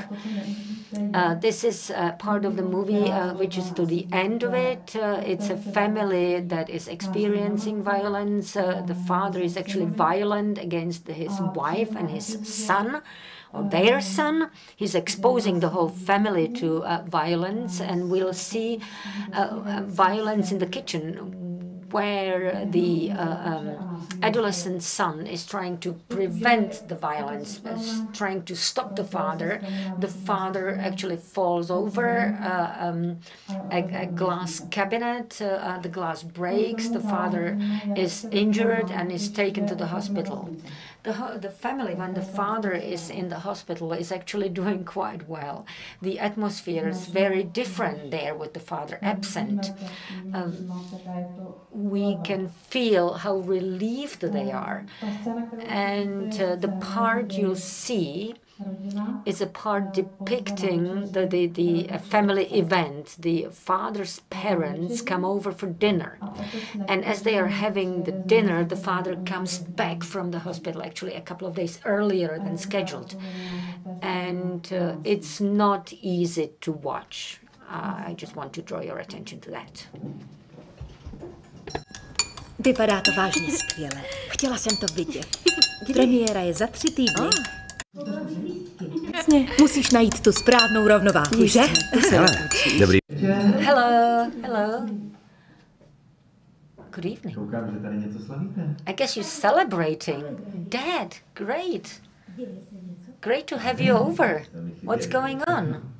I was missing you, and that's why I decided to leave earlier. Sit down, Eric. Sit down. Sit down with us.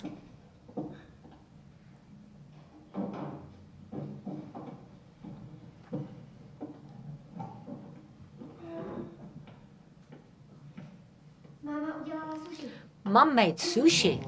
Great. She's good. She's a good cook. Great. What about your hand, Eric? That's great. Perfect. As if it was new. Does your doctor know that you're at home? Leave it for later, please. Would you like to eat with us? Yes, of course. I'll have a bite. I'll bring you a bowl and chopsticks. Can I have something to drink as well? Of course. Have you been here for the whole day, or? Yes, we have. Good. Maria, you eating sushi? Yes, I am. Great, excellent. Perfect. You can use a knife as well if you don't want to use chopsticks. Yeah, that's easier. Would you like to have a glass? Yes, of course, glass of wine. This is your favorite wine.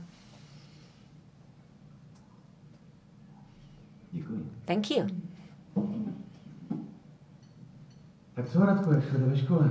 Radek, how is it going at school? Good. So far, so good. We all got B from our maths test. Great, well done. I'm happy that you're helping him, that you actually make time. Daniel's been here for the whole week. They're dating. They're really dating. Shut up, Maria. Come on, it's great news. It's great news.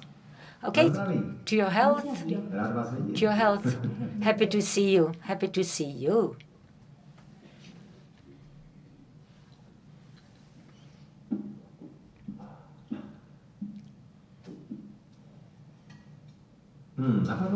Wait, it just came to my mind. Let's play a game. We'll say one good thing let's take a tour around the table. One good thing that happened to us this week. Okay, great. Can I start? Of course. I caught a trout, really nice rainbow trout. It's taking up the whole freezer. The whole freezer? In a shop? No, at home. I was really fly catching, and I've got all the equipment one needs. What about you, Dad? I went to Roskilde, and they have a great pawn shop in there, and I bought a great book in there. Actually, the first edition of that book. That's fantastic. Can I read it? You can read, or maybe not. I mean, I'm not going to let anybody even lay their hands on that book because it's really the first edition. You can have the second edition. Okay, my turn. I won Ludo 18 times. That's great. I found new tattoo, which I want. It's a dragon spitting flame, and I found the best girl ever. That's my achievement of the week. And what about you, Dad? What's your achievement of the week? Well, I found out that there is a great hospital in this town, right around the corner. I can more than recommend it.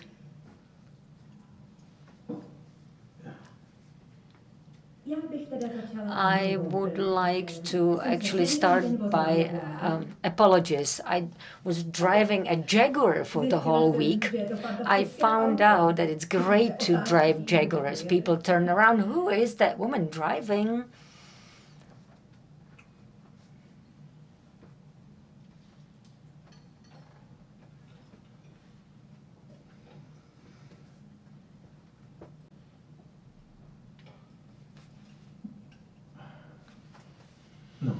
Well, I'm tired. We're about to leave. Yes. Let's go. Excellent food. I'm looking forward to coming again. Thanks for coming over. Daniela, can we take you home? Of course. Thanks a million. I'll take you out. That's not necessary. Remain seated. Bye-bye. Eric. Bye-bye, Dad. Safe trip home. Thanks.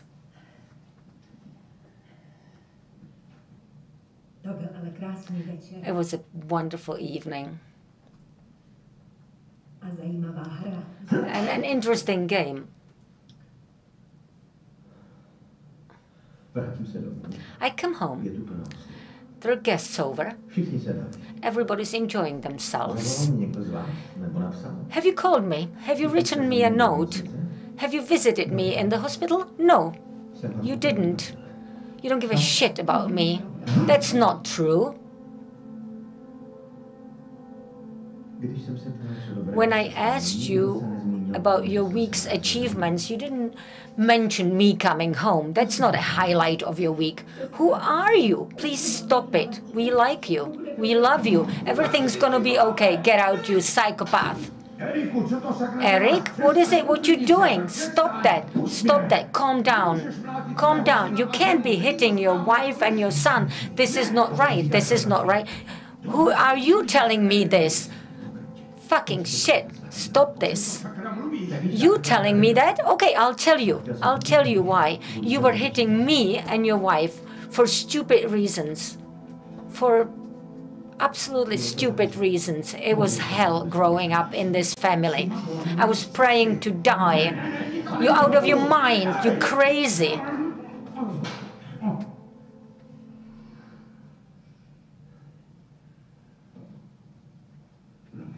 I'm sorry. I'm sorry. I don't know what happened. I want to help you. I want to help you guys. You should be going, isn't that right? You'd better go. You were hitting us. Is that right?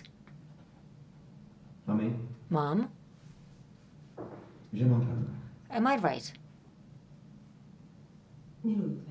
I love you, Father. And you have to stop this. You have to understand.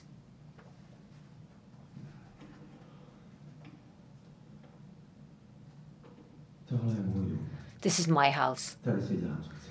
My house, my rules. Do you want Radek end up like you?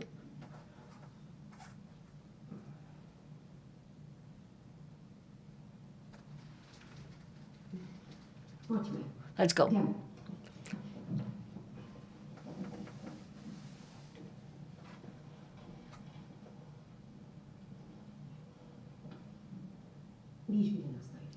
You know where to find us.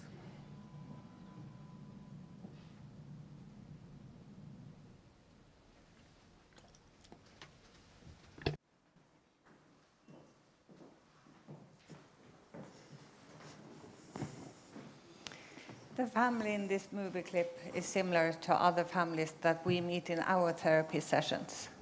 We see some of the consequences for the violence already when the father comes home.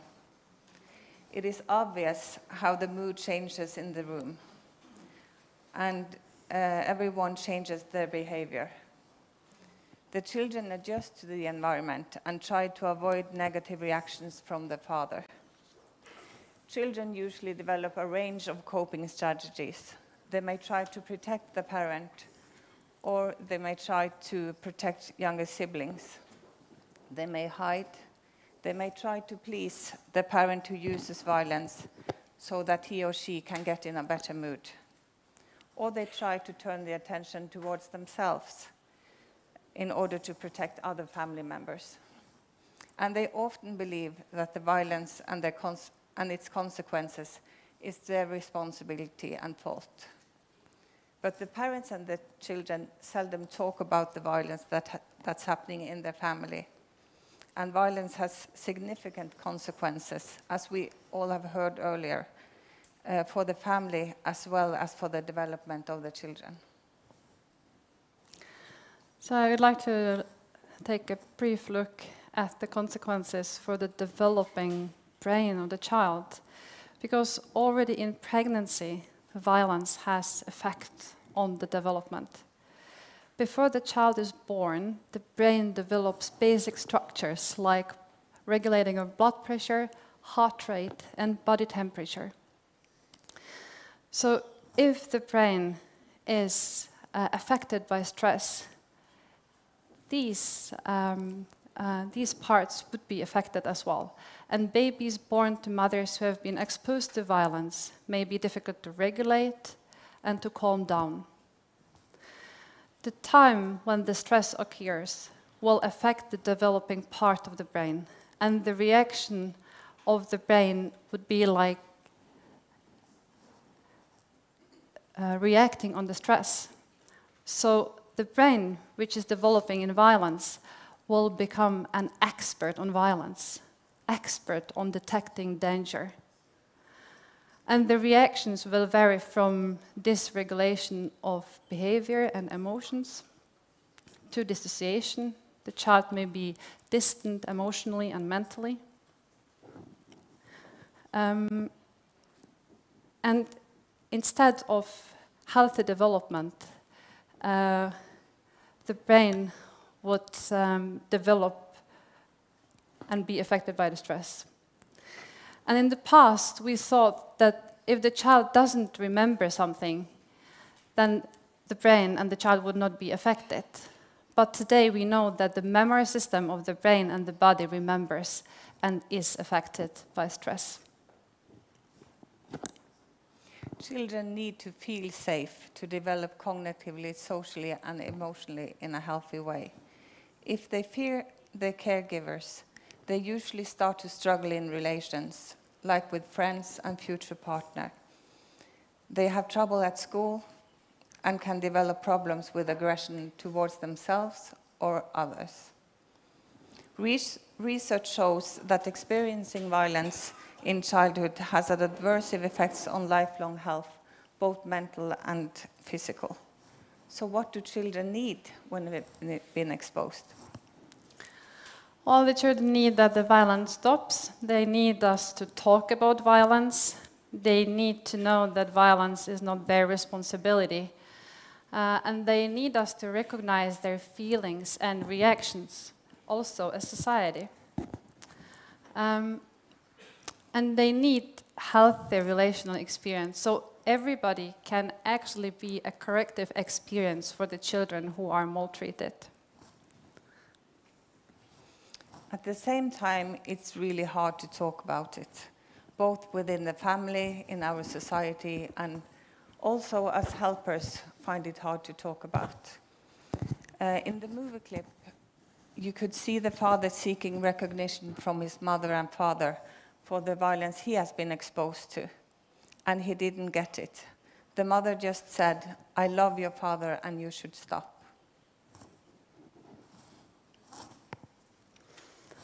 So as we see, the violence is often a silent topic in families, even in the families that we work with.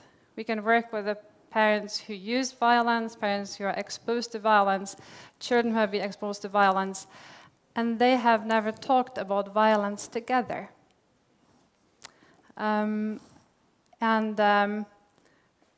We know that the parent who has used violence has contact with their children even if parents separate.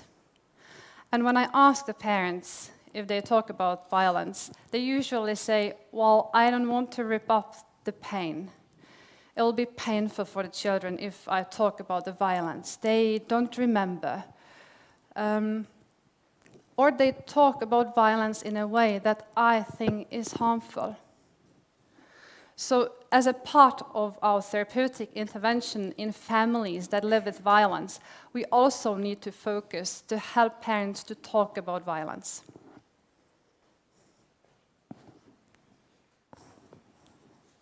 We were inspired by an approach developed by Dr. Lipovsky and Saunders in the United States.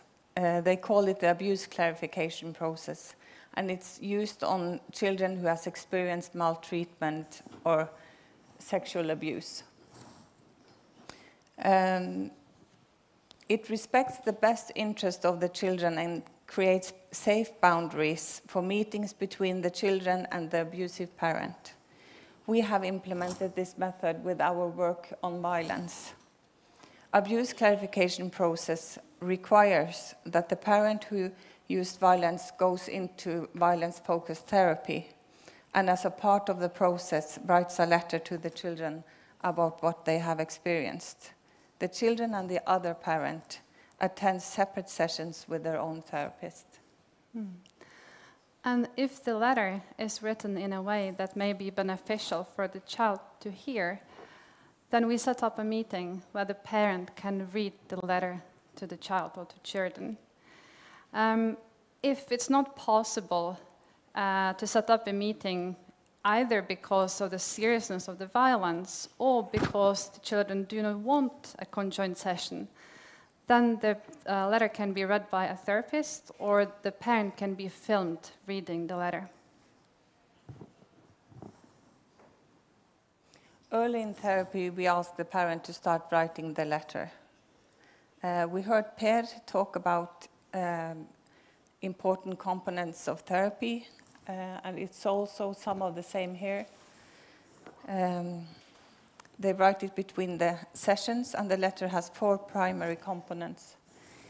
It's the clarification of the violent behavior from the parent, assumption of responsibility, recognition of the consequences of violence, and an initiation of a safety plan. So we're going to take a brief look on each topic. So the first part, we ask parents to express and describe violence that has been used and all aspects of violence. And in the beginning, it may be difficult for parents to do that, but it usually develops during the therapy, and the letter reflects that. And this is an example from one of our therapies.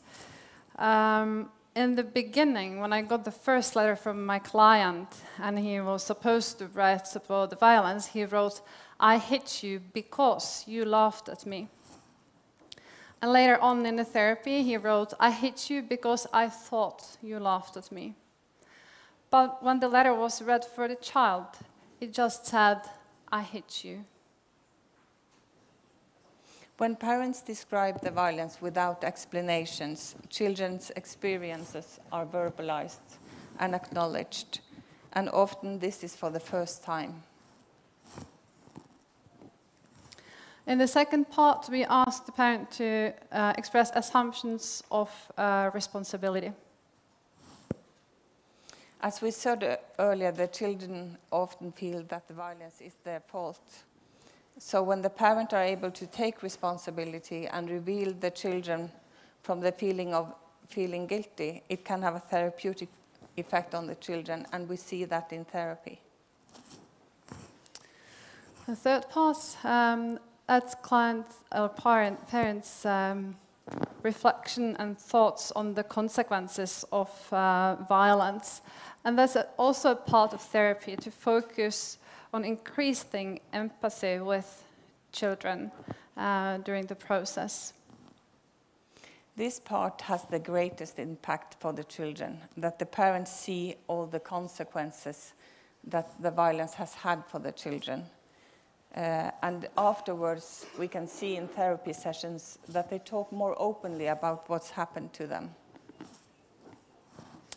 And the last part is an initiation of a safety plan.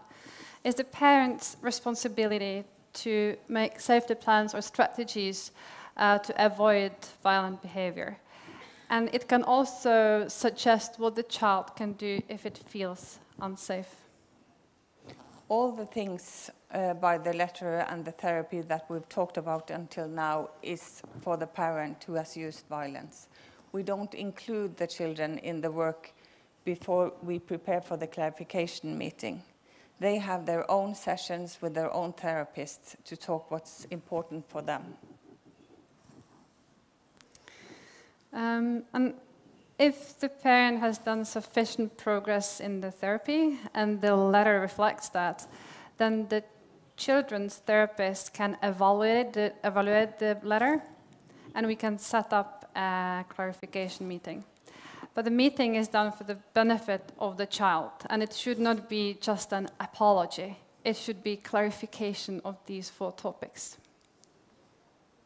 What's been really important for us is not just to put the child in the room to listen to the parent, but we explain for the children what the meeting is all about, so they can say if they want to participate or not. And that's really important. Some children decide to participate, some children find it too hard, and for some children we read the letter for them. And it's also important to say that this is not the end of therapy. We often and almost always have therapy afterwards with both parents and children. Sometime after the clarification meeting, we always ask the children to tell us about their experience. They all said that they were glad that they heard what was in the letter, and that it was important for them that it was not just another apology or excuse from the parent. And several of the children said that they for the first time felt that the parent understood the consequences the violence had had for them. So this was just a small teaser because we had a short time. So we hope that you all want to read a chapter of the book that we wrote together. And thank you for us.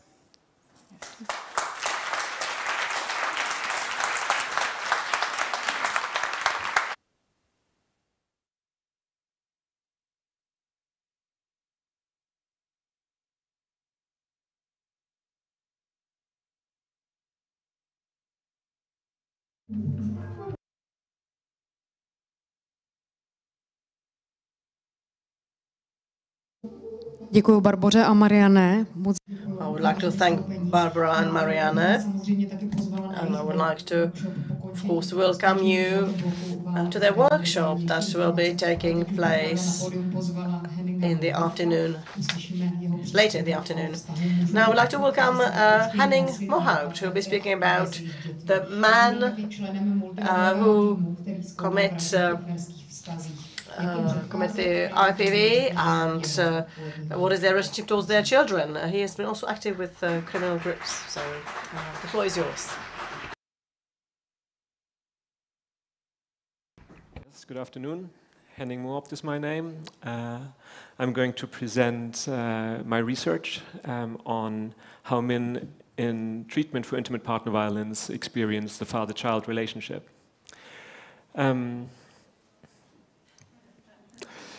Yes, it's. I'm a clinician at Alternative to Violence, and I'm also a researcher. I've done my doctoral study on our clients. I've always been interested in the issue of parenting and fathering. So when we, present this, I'm going to just be very brief. The work is also described in the book more thoroughly, but I just would like to take you through three things.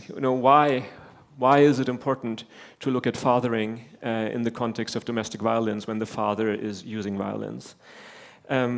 I'm going to talk about what we found, briefly give you an idea of what the research was about, and I'm going to talk about how that influences or can influence therapy.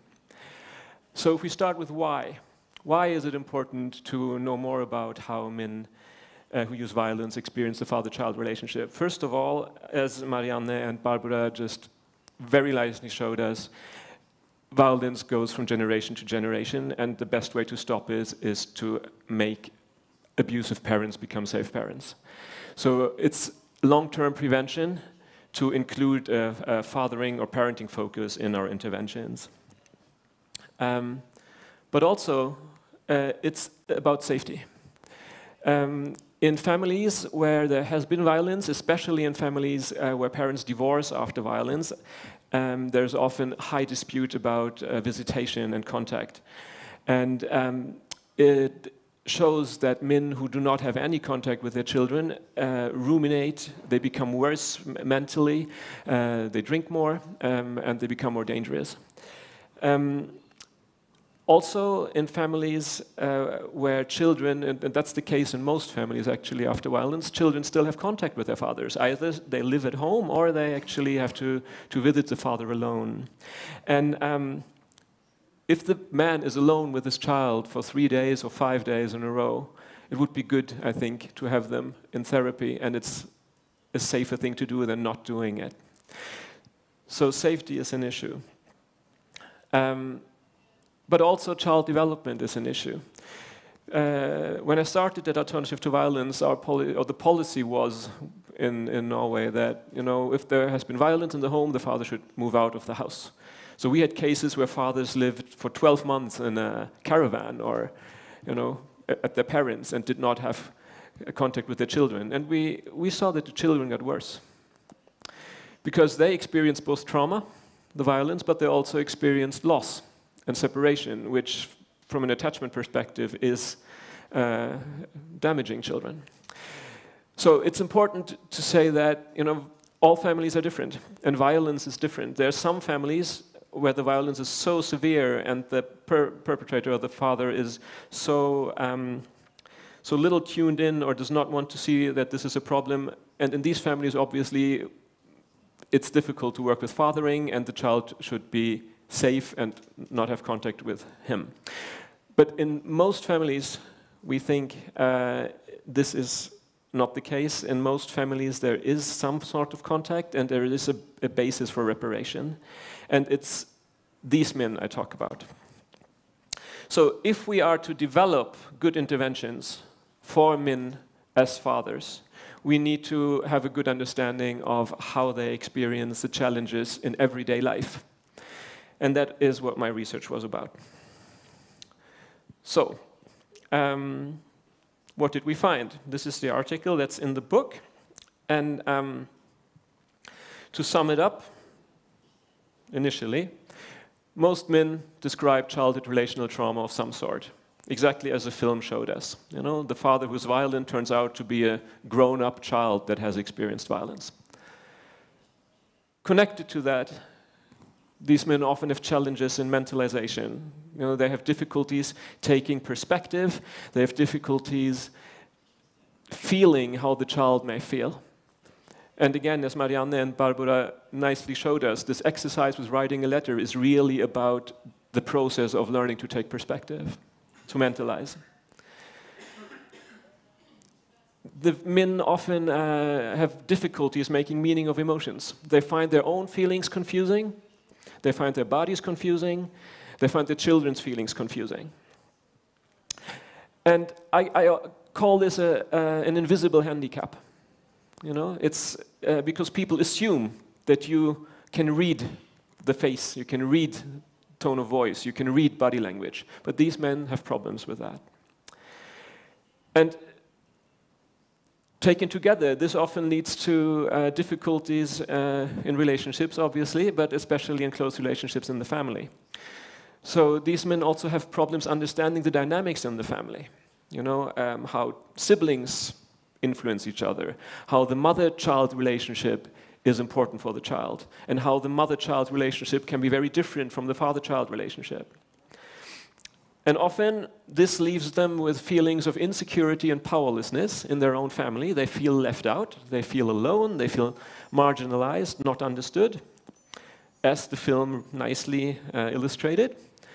And what many men do is that they become rigid, they become aggressive, they become very dominant, and they demand position in the family. And I think this is also a cultural thing, that for men, there are ways of doing rigid, dominant, and aggressive things that are still okay. And they repeat what they grew up with.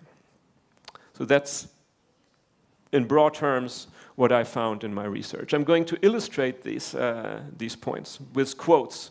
So I would like I want you to hear their voices. These are the men I talked to. I interviewed 36 men. And they all had children, and most of the children were under the age of 5. So I really had young children and the difficulties, you know, being a father to a young child in the context of domestic violence. So when we talk about trauma, most people talked about emotional abuse and emotional neglect. Many also talked about physical violence, other forms of violence, but this was definitely most common. So when I asked, did you ever feel rejected by your parents as a child? This man said, you know, to feel rejected, you must have felt included at some point in time, meaning that you must have had something to relate to. And rejection, I believe I never really had an issue with that, because I don't know if I ever had a feeling of having a bond to something in the first place. So really this sense of loneliness, emptiness, being on your own was very common.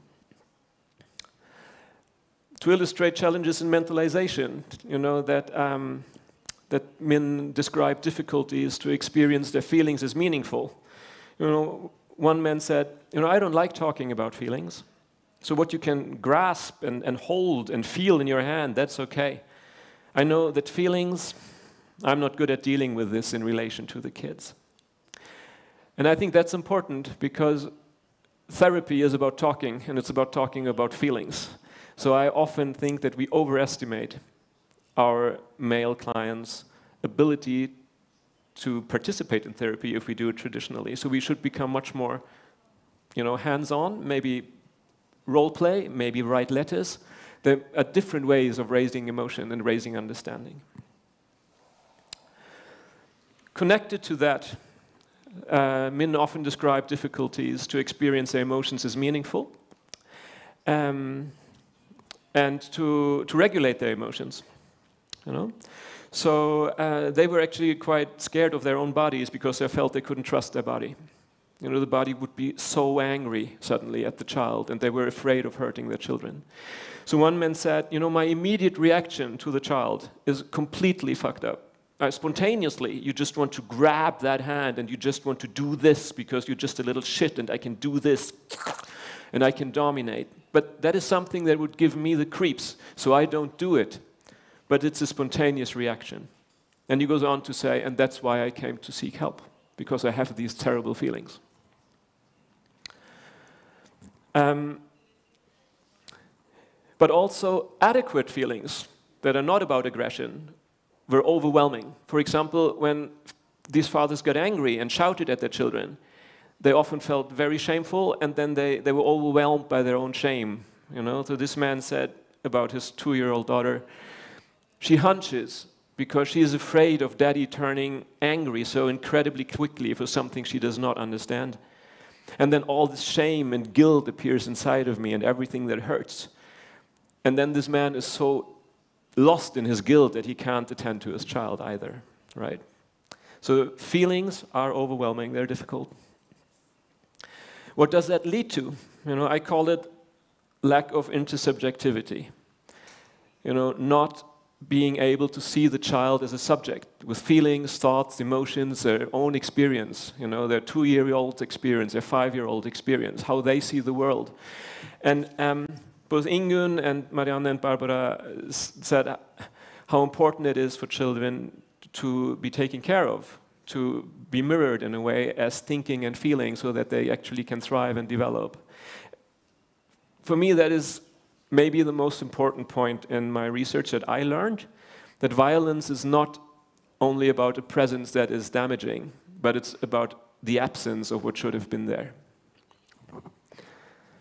So this man talks about his 3-year-old girl's anger, which is the girl's anger.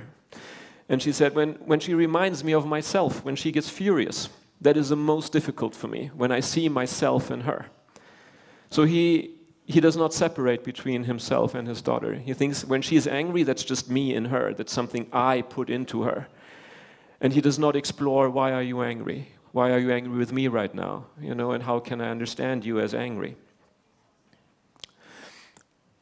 Another way of not being intersubjective was that many men also idealize their relationship to their children. You know, they always say, well, we have a special relationship. Often we have a much better relationship than the child has to his or her mother. So they needed that in a way. And one man who had just started seeing his 18-month-old child, for example, said, it's me she talks about. She never talks about her mom. And when she's with her mother, she always talks about me. And she said, Daddy, long before she learned to say mommy. And most words she has learned from me. We have this contact that is just complete magic, right? And there were also other descriptions from this father of the same child where I thought, well, this child is stressed out being with you, you know, she is unsafe. But he would disregard everything that's problematic and just highlight what he needed to see. So it's interesting how fathers who use violence also perceive their children in ways that they, as fathers, need them to perceive. Does it make sense? Well, what does that lead to? As I said, you know, many men disclosed that they felt excluded in their own family. They felt left out, they felt alone. Very often they described how they did things alone with their children, and that was good. You know, they went to the swimming pool alone with the child, or for a long walk, or you know, for a holiday. But as soon as the family was together as a group, things became difficult, right? And this man describes a scene where he is arguing with his wife, and the daughter comes in. And he said, there was a situation that scared me. My wife was angry with me. And she is whining, and I answer back. And the child turns to her mother. Don't answer him, the child says. Then he stops. If you stop it now, he will stop. If you don't answer him, he will stop. And I wonder, does a child think the same? That it is me who's being difficult? And for that man, that was a shock. You know, that the child revealed only in the presence of the mother, never alone with him, because they were really close, according to him, right? But as soon as the mother was there and there was a fight, the child sided with the mother, and also gave her, you know, you just, you know, act as if everything's okay, mom. You know, and for him that was a shock because he did not experience that his child like this. These things led to insecurity. These men were very insecure about their parenting. You know, one father said, yeah, all is harmony. But then I always think, well, when will it turn? So in everyday life, these fathers live in their home, and they, exactly as their children, exactly as their partners, they go around and think, when will I lose it? When am I going to scream? When am I going to hurt? Another man said, you know, about just everyday chores with a child.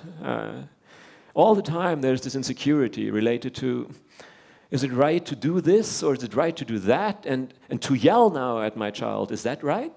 And in a way, should I let it pass? Is it right to, yeah, anything really related to insecurity? And he would not share this insecurity with his wife. He would be angry at his wife because she could do it better. And that was also very typical, that the men revealed the insecurity in the interviews and in therapy. But when we asked, do you share this with your partner? Do you talk about this? No. Right? So being weak is difficult. And how did these men solve their situation? They became rigid, very dominating. They, as we saw in the movie, they told everyone what to do, you know? So one man said, I'm a dominating guy, also when it comes to parenting. I wonder if that is more present in me than in others, but one is also afraid to fail. I don't open up for others' input the way I maybe should. And once I have decided on a course, it stays that way, even when I feel I could give in. And these descriptions, they were coming over and over and over again. Almost, yeah, more than half of the interviews you could find these descriptions. I'm rigid, I can't change my path. Once I said A, I cannot say, okay, we do it differently. You know, it's very, very interesting. So flexibility is something we need to work on. And whoop, here's a repetition, right? So fathers found that they actually became the fathers they had sworn they would never be. They became pretty similar to their own parents. And they repeated aggressive patterns, which was also traumatizing for them, right? I try to pass on the intensity of what this man told me about his 4-year-old. He said, you know, when I'm angry at her, she probably thinks that I'm an idiot and I think she's an idiot. That happens when I start shouting and she starts screaming and we can't manage to stop. I get so mad and angry that I could have beat the kid up. And she doesn't stop, and I get more and more angry. When it's not about me, I can be understanding and try to get her to focus on other thoughts and give her alternatives. I can do everything the right way because I'm not part of it. And then I asked, and when you're part of it? And he said, then I can't do any of this. And especially the first part here, you know, does not sound like a father talking about a child. It's talking about a child talking to a child or an adult man fighting in a pub, you know. And this illustrates also how threatened the men can feel by their own children. You know, that they feel that we have to stop it. You have to stop now because otherwise I can't control myself. Yes. So that was briefly, with illustrations, what I found, how this goes round and round and round, how this repeats itself, both in the family, but also across generations. And just quickly, let's have a look at how these findings inform therapy. How can they inform therapy? You know, well, we know what we need to work on, right? That was the goal with the research. How do we understand their challenges and how can they inform us? So first of all, we need to understand childhood relational trauma. We need to talk about that. What is it like for you becoming a father when you grew up with violence? You know, start talking about it. We have to help them mentalize using a technique like Marianne and Barbara illustrated, you know, writing letters over 3 months, 6 months, until you get it. Oh, this is how my child failed, right? Help them to make meaning of emotions. Turns out that research shows that, yes, that is important. activate feelings. We have to activate feelings in these men. Talk about family dynamics. How can you be a good father without being a safe husband? Your child sees you. If you are only focusing on the father-child relationship and work there, but you still are abusive towards your wife, you know, the child will not trust you. And men, they really need to understand that. It is not self-explanatory. We need to work on that. We need them to help accept and understand their feelings of insecurity and powerlessness. Where does it come from? What does it do to me? How does it affect me? How can I express them? How can I seek help? In the family, outside the family. And we have to challenge, you know, stereotypes. We have to challenge culturally accepted means of power assertion that men still can use. You know, men can still scream at their kids on a football pitch, for example, and nobody would react. So that's just the way, you know, he's engaged. So really it is about ending violence, yes, but also developing basic caregiving capacity. Very quickly, you know, trauma. We know that violence starts in pregnancy and in the first years of a child's life. Many, many cases of intimate partner violence start there. So becoming a parent for people who have traumatic experiences being a child is a trauma reminder.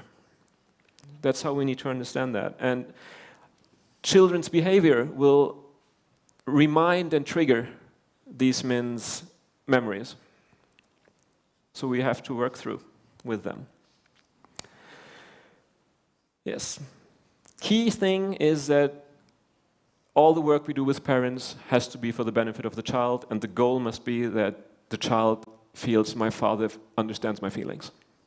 Right? My father understands how I feel. If we talk to the head of people, we get somewhere, but we don't go all the way. So psychoeducation, teaching is necessary, but it's not sufficient. And concrete exercises, again, like illustrated, would be a way to do it. I also do therapy with parents who have used violence and their children in the room, where we play about the violence, which is also, you know, worthwhile, if it's safe enough. Men, we have to talk about it because they will avoid that subject. So we have to be concrete and keep in a difficult spot. We have to talk to men about the fear the children have for them and how the children hide their fear, because they don't see it. And kids are also brilliant at hiding their fear. You know, they will smile and say that everything's fine. You know, just don't talk to him, mommy. Then everything's good. Just don't answer. So the father actually doesn't get to see the fear. And then it's also difficult to understand that the child's afraid. And as I said, they need to be safe and supportive of the children's mothers. And that also means that we always, if we can, should have contact with the child's mother when we work with a man on his fathering in the context of domestic violence, just for the record.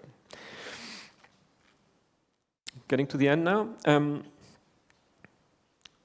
I think what this research taught me was that violence and neglect go together, and the violence is so loud that the neglect is forgotten, right? But I think, that's my personal belief from the research I did, I think that the neglect is as harmful or even more harmful than the episodes of violence that children live through. So the trauma of seeing physical violence is definitely bad and unacceptable, but the constant neglect that is present in these families, and neglect, by neglect I mean we don't talk about feelings, we don't talk about your experience, we are ignorant toward the child's experience, then the child is alone. And living in that is probably more damaging than witnessing episodes of violence. Yes. So to sum up, we need to end violence. Oopsie, I get to get that. We need to end violence, and we have to develop basic caregiving capacity. That was a teaser. There's more in the book. Thank you for your attention.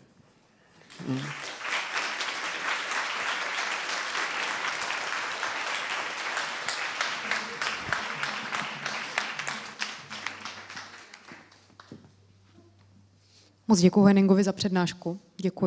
Thank you very much for your presentation, Henning. And the last speaker today is Václav Jiřička, the lead psychologist of the prison service of the Czech Republic, the gentleman who advocates therapy in prison with those who perpetrate violence, and also the author of the preamble to the book. In his presentation, he'll be talking about how we communicate about violence, how important it is to call violence violence, and how important it is to work with those who engage in violence. That's actually the mission of the book and the mission of the today's conference. After the third block, I will give you information on the following workshops. We will wrap up on this block and we'll have some Q&A time as well.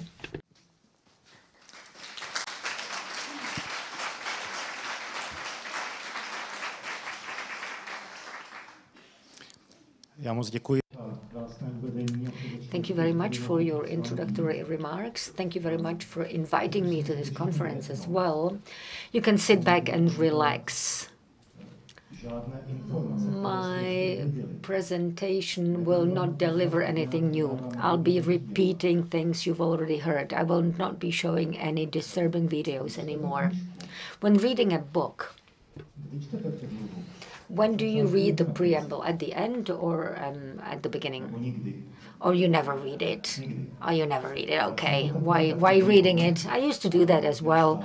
But as I'm growing older and older, I started reading the foreword.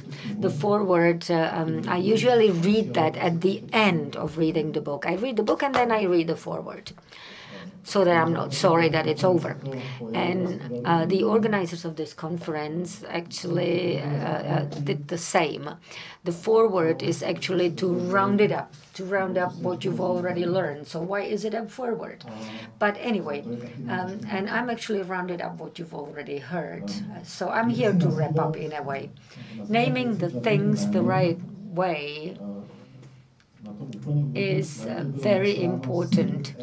My first slide said, say it as it is. Just let me make sure that I've got the pointer.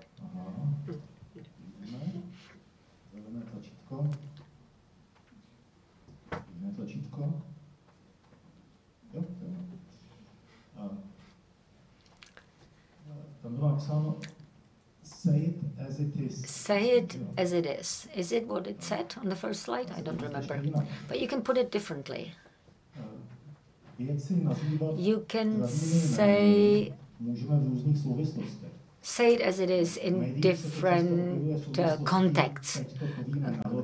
For example, in the media, they say, point will say it out loud. We'll tell the truth. So telling the truth, that's also saying it as it is. You can also say it as it is without naming it. What do you see? You see a tool which you use with your hands and feet, and you move soil from place to place. Is that right? You dig it out, move it. Is this the tool for moving soil from place to place? Am I saying it as it is? Am I calling the spade a spade? I can also say this is a spade. And in English, the saying is actually call a spade a spade. Say it as it is. This is not a tool to move soil from A to B manually. No, it's a spade, and let's call this spade a spade.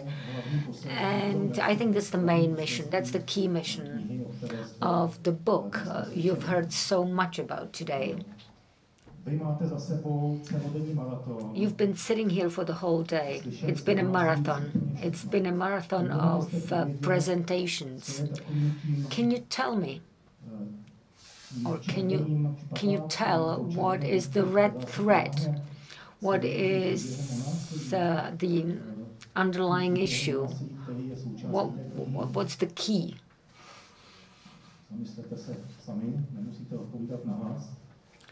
You don't have to give me an answer out loud.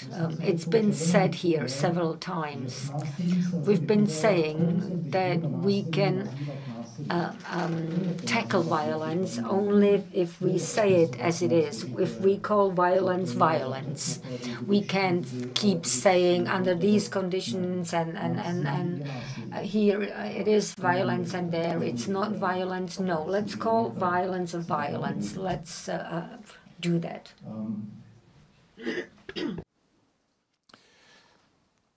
Dovolte mi osobní zážitek. I have a personal recollection from a recent past.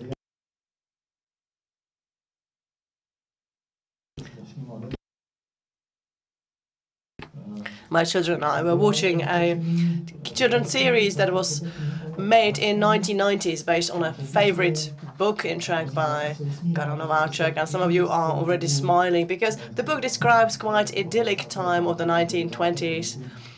You know, after the First World War, when we had the First Republic, we were a free country, full of ideals, democracy in place, and the life we pictured in a quite idyllic way, or at least the book presents the world in an idyllic way of that era. Now we remember the series from 1994. That year is important, and we also remember the actors because there were some wonderful, brilliant actors, and some of you laugh again and smile already because it was a beautiful thing to watch, simply. And my youngest daughter, who is 9, when she saw the third part, she said, "And Dad, tell me, why do the dads in this film beat their children?" And I couldn't understand what she's asking about because I didn't perceive that at all. For me, that was the idyllic world of the 1920s. And my daughter was asking me about this thing that is not important, right? Important is the idyllic atmosphere of that time. You know, there was order in the world and there was no war, etc. And then I started to realize that it's very important. It's showing us how the perception has changed since 1994. I'm not speaking about the difference in perception between 1920s and 2020s. I'm speaking about the time between 1994 and 2022. So, and if you read the interviews with the actors that were shooting the film, you will learn that actually these beatings were quite realistic. And of course they took it, you know, now they speak about it in a light tone and all is having, you know, very pleasant recollections of shooting the film. But still, I mean, the perception of physical violence has changed dramatically. And that brings me to my point. Let's call violence a violence. Our children need to be sure what is violence and when to call violence a violence. That violence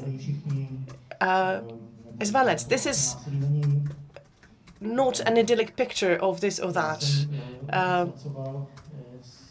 Now, I used to work with perpetrators or with convicts that were sentenced for committing violence.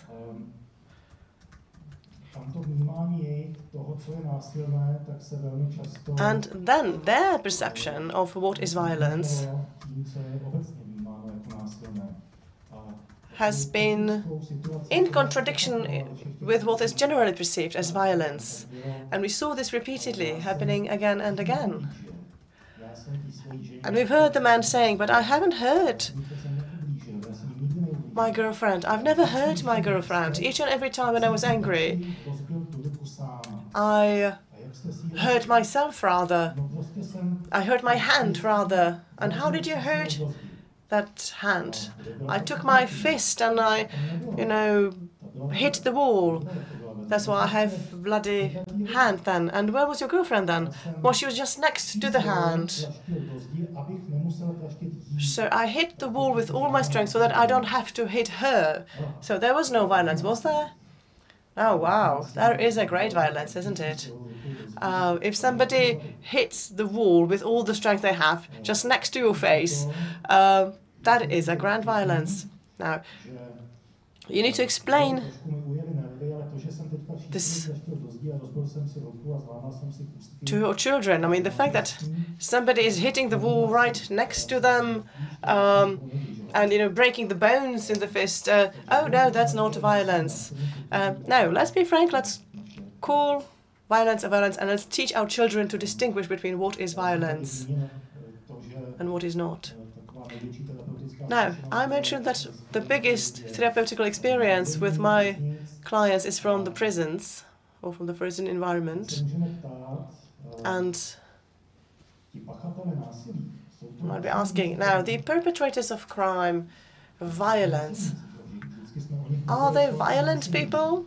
Well, we always talked about them as violent people, and my experience was very similar. I talked about them as violent men and violent persons until I met Barbara Jakobsson, and she explained to me that if you call somebody who commits violence a violent person, then you won't be helping much that person, because you put that person in a box, you label that person, and expect violence from this person to emerge as something very natural.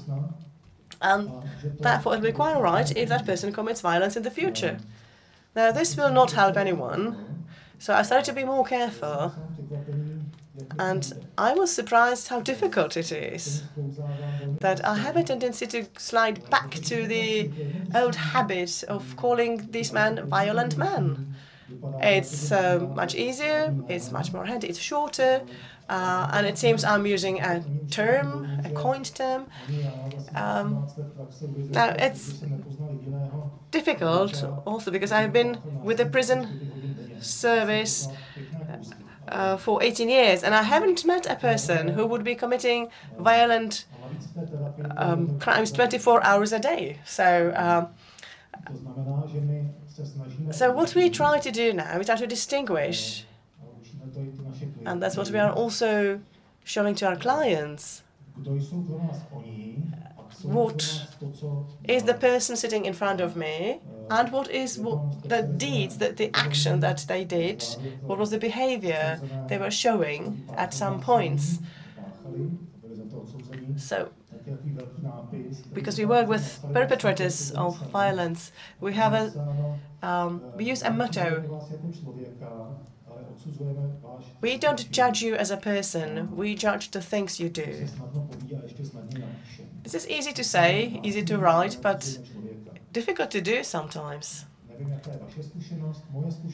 Now, it's difficult to draw just judgments about the actions of the person. It's very easy. We draw judgments about people immediately. We can be inspired by what the other people do. That's okay, but it's very easy to label that person as something, and then it sticks with those persons. I worked mostly with men, and I have cases where the victim of the domestic violence would be a woman, and the man would say, the man in therapy would say, "Oh well, she deserved it. She was provocative in a way, she." So, and it's difficult not to make judgments about people if you hear this. Now, and you might think, why do we have the fence in the picture? Because even the convicts that we work with, they have to leave the prison one day. And perhaps you also have the experience that next door to you is an empty flat, and this flat is all of a sudden occupied by somebody who just came from prison. And what kind of neighbor would you like to have? Would you like to have a violent person next door to you, or somebody who has learned how to cope with the emotions and how to keep violence under control? And that's a food for thought, because it's not so easy to do. It's not so easy to get rid of this idea in your mind that this person spent years in prison for something very bad.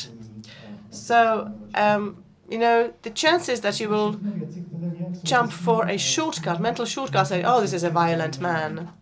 Let's be very careful with that. So that's what I meant when I entitled my presentation, Say It As It Is, Call the Spade a Spade. Now, this is another picture which I wanted to show you and explain. But before I start, I want to praise the authors for that wonderful book. Now, it's written in an entirely different language than I was used to. It's written in a language that is very explanatory, that is very patient language. It's very pedagogical. The book is much more pedagogical than the plenty of textbooks on violence. That's why I put the picture here from IKEA, because I put down what I wanted to say to make sure that I say everything I want to say. Now, 6 months ago, I bought a cupboard from an unnamed chain store. And the instruction said, you know, and I'm a happy handyman, and I'm happy to put the things together and you know, assemble them, and I like to do it myself. And I don't like people giving me advice, you know. I enjoy that. And I don't like, you know, when they tell me, especially, oh no, the customer is obliged to mount this cupboard to the wall. No, I don't like that. No, this is what it says. We all wish that our homes are safe, but sometimes accidents happen that can be dangerous for children. If we cooperate, we can together eradicate these accidents and make home a safer place. Tilting the furniture can be prevented by mounting the furniture to the wall. Wow, what a formulation. So I took the screwer, I took the drill, and the anchoring, all the elements were there, so I mounted the cupboard to the wall. And I thought it was a good thing to do. Now, those of you who like Karel Čapek, a Czech author, you might recall a short story entitled Telegram. Even every man coming from, you know, normal conditions, you know, plain language will all of a sudden turn into a very serious tone when that person appears in a very serious situation. And I had a similar experience here.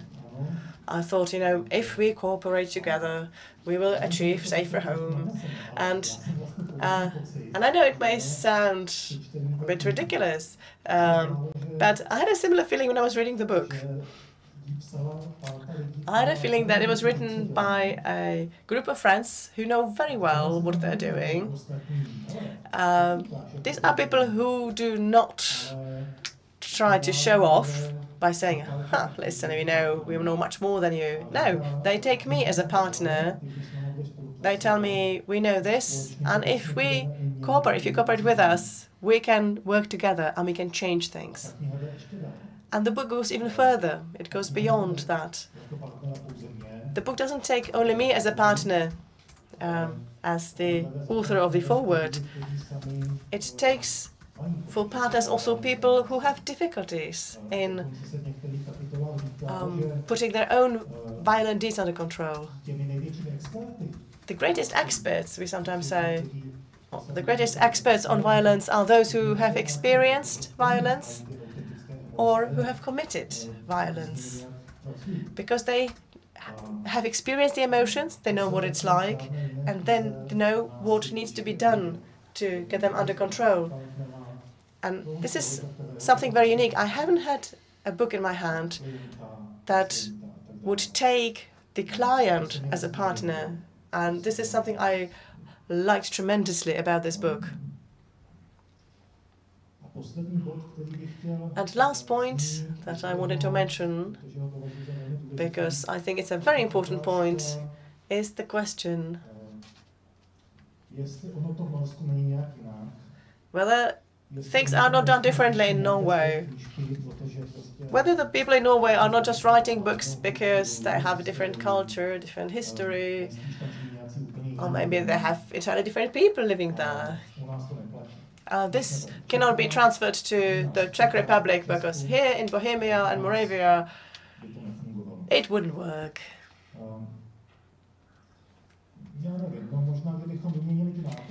Maybe if we, you see the words behind these people in Czech, if we put those words into Norwegian, do you think the differences would be that great? Do you think the people in Norway are different from the people living in the Czech Republic? Do you think the violence committed in Norway is different from the violence committed in any other country in the world? Now, my professional experience and the professional experience of my colleagues, both here in the Czech Republic and in Norway, and the way they work with their clients, and the work that I've seen around the world, around the Czech Republic in the prisons, and the work I saw in the Norwegian prisons, and some of the prisons I saw repeatedly, it all gives me a feeling that the difference is not a significant one. And I think what has been learned in Norway is quite transferable to the Czech Republic and to the Czech experience.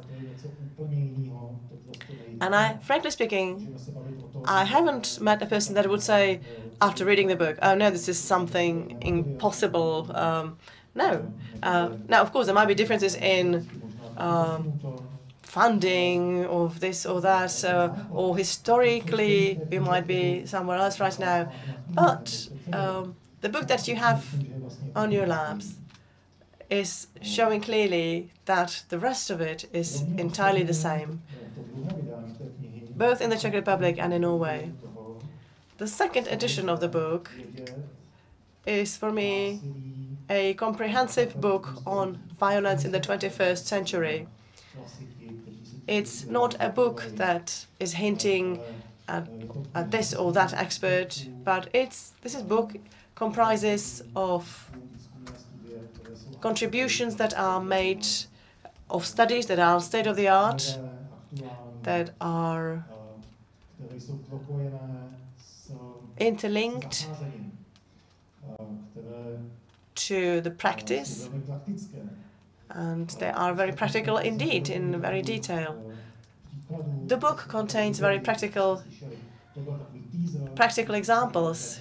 You saw the teaser from some of the chapters, and more of it you can find in the textbook, or I call it a textbook now. You can find more in the book. So the book, if you have it in front of you, I warmly recommend you to read that book with joy, even though the topic as such is not a happy one. But I wish that this reading will give you energy and the drive to move things forward and change them for the better. Thank you very much for your attention.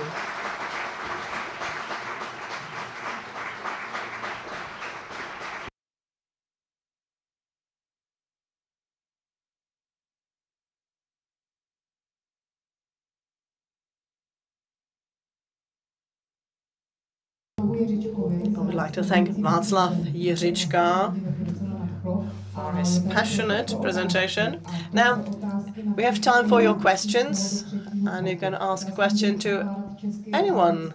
You can ask the questions in English, in Czech,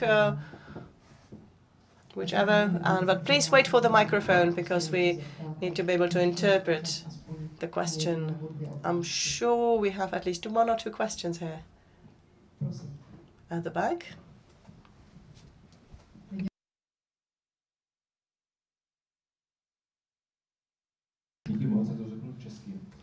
I'll ask in Czech. I would like to thank all the contributions that we've had. I would like to thank the authors, and thank you very much. It was immensely interesting. Now, we talked today about violence in close relationship, in intimate partner violent cases.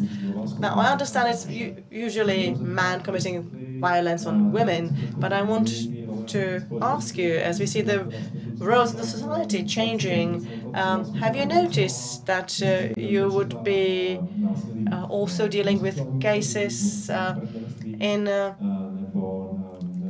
of violence in, I would say, other types of partnership, whether it's homosexual partnerships or other target groups, and whether you work with them, whether you have other specialized services for them? Thank you very much.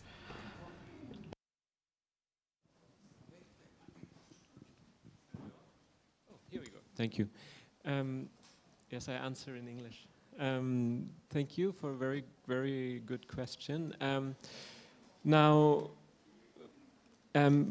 yes and no. The answer would be that we see far too little same-sex couples in our practice. I have met some, but there are years in between. This does not mean that there is no violence in these relationships. It might mean that we are just not reaching out good enough to this group, and that they also might be skeptical to the concept. I think it's important that we also always are self-reflective and look at what we can do better to include everyone in the population. But at ATV we also meet women who are violent towards their partners. We also meet women who are violent towards their children without their partner being violent towards them, for example. So that obviously that exists and is equally important to work on. The interventions might be slightly different from each other, but I think there are many common factors. Often attachment and trauma is something that is a challenge also in these groups. The importance of naming violence, the importance of helping people see the effects of their violence. Everything that we've talked about is the general thing that it would be the same, but there are also, there will also be slight differences, I think. Yes, could we say that? My colleagues agree, yes? But thank you for your question.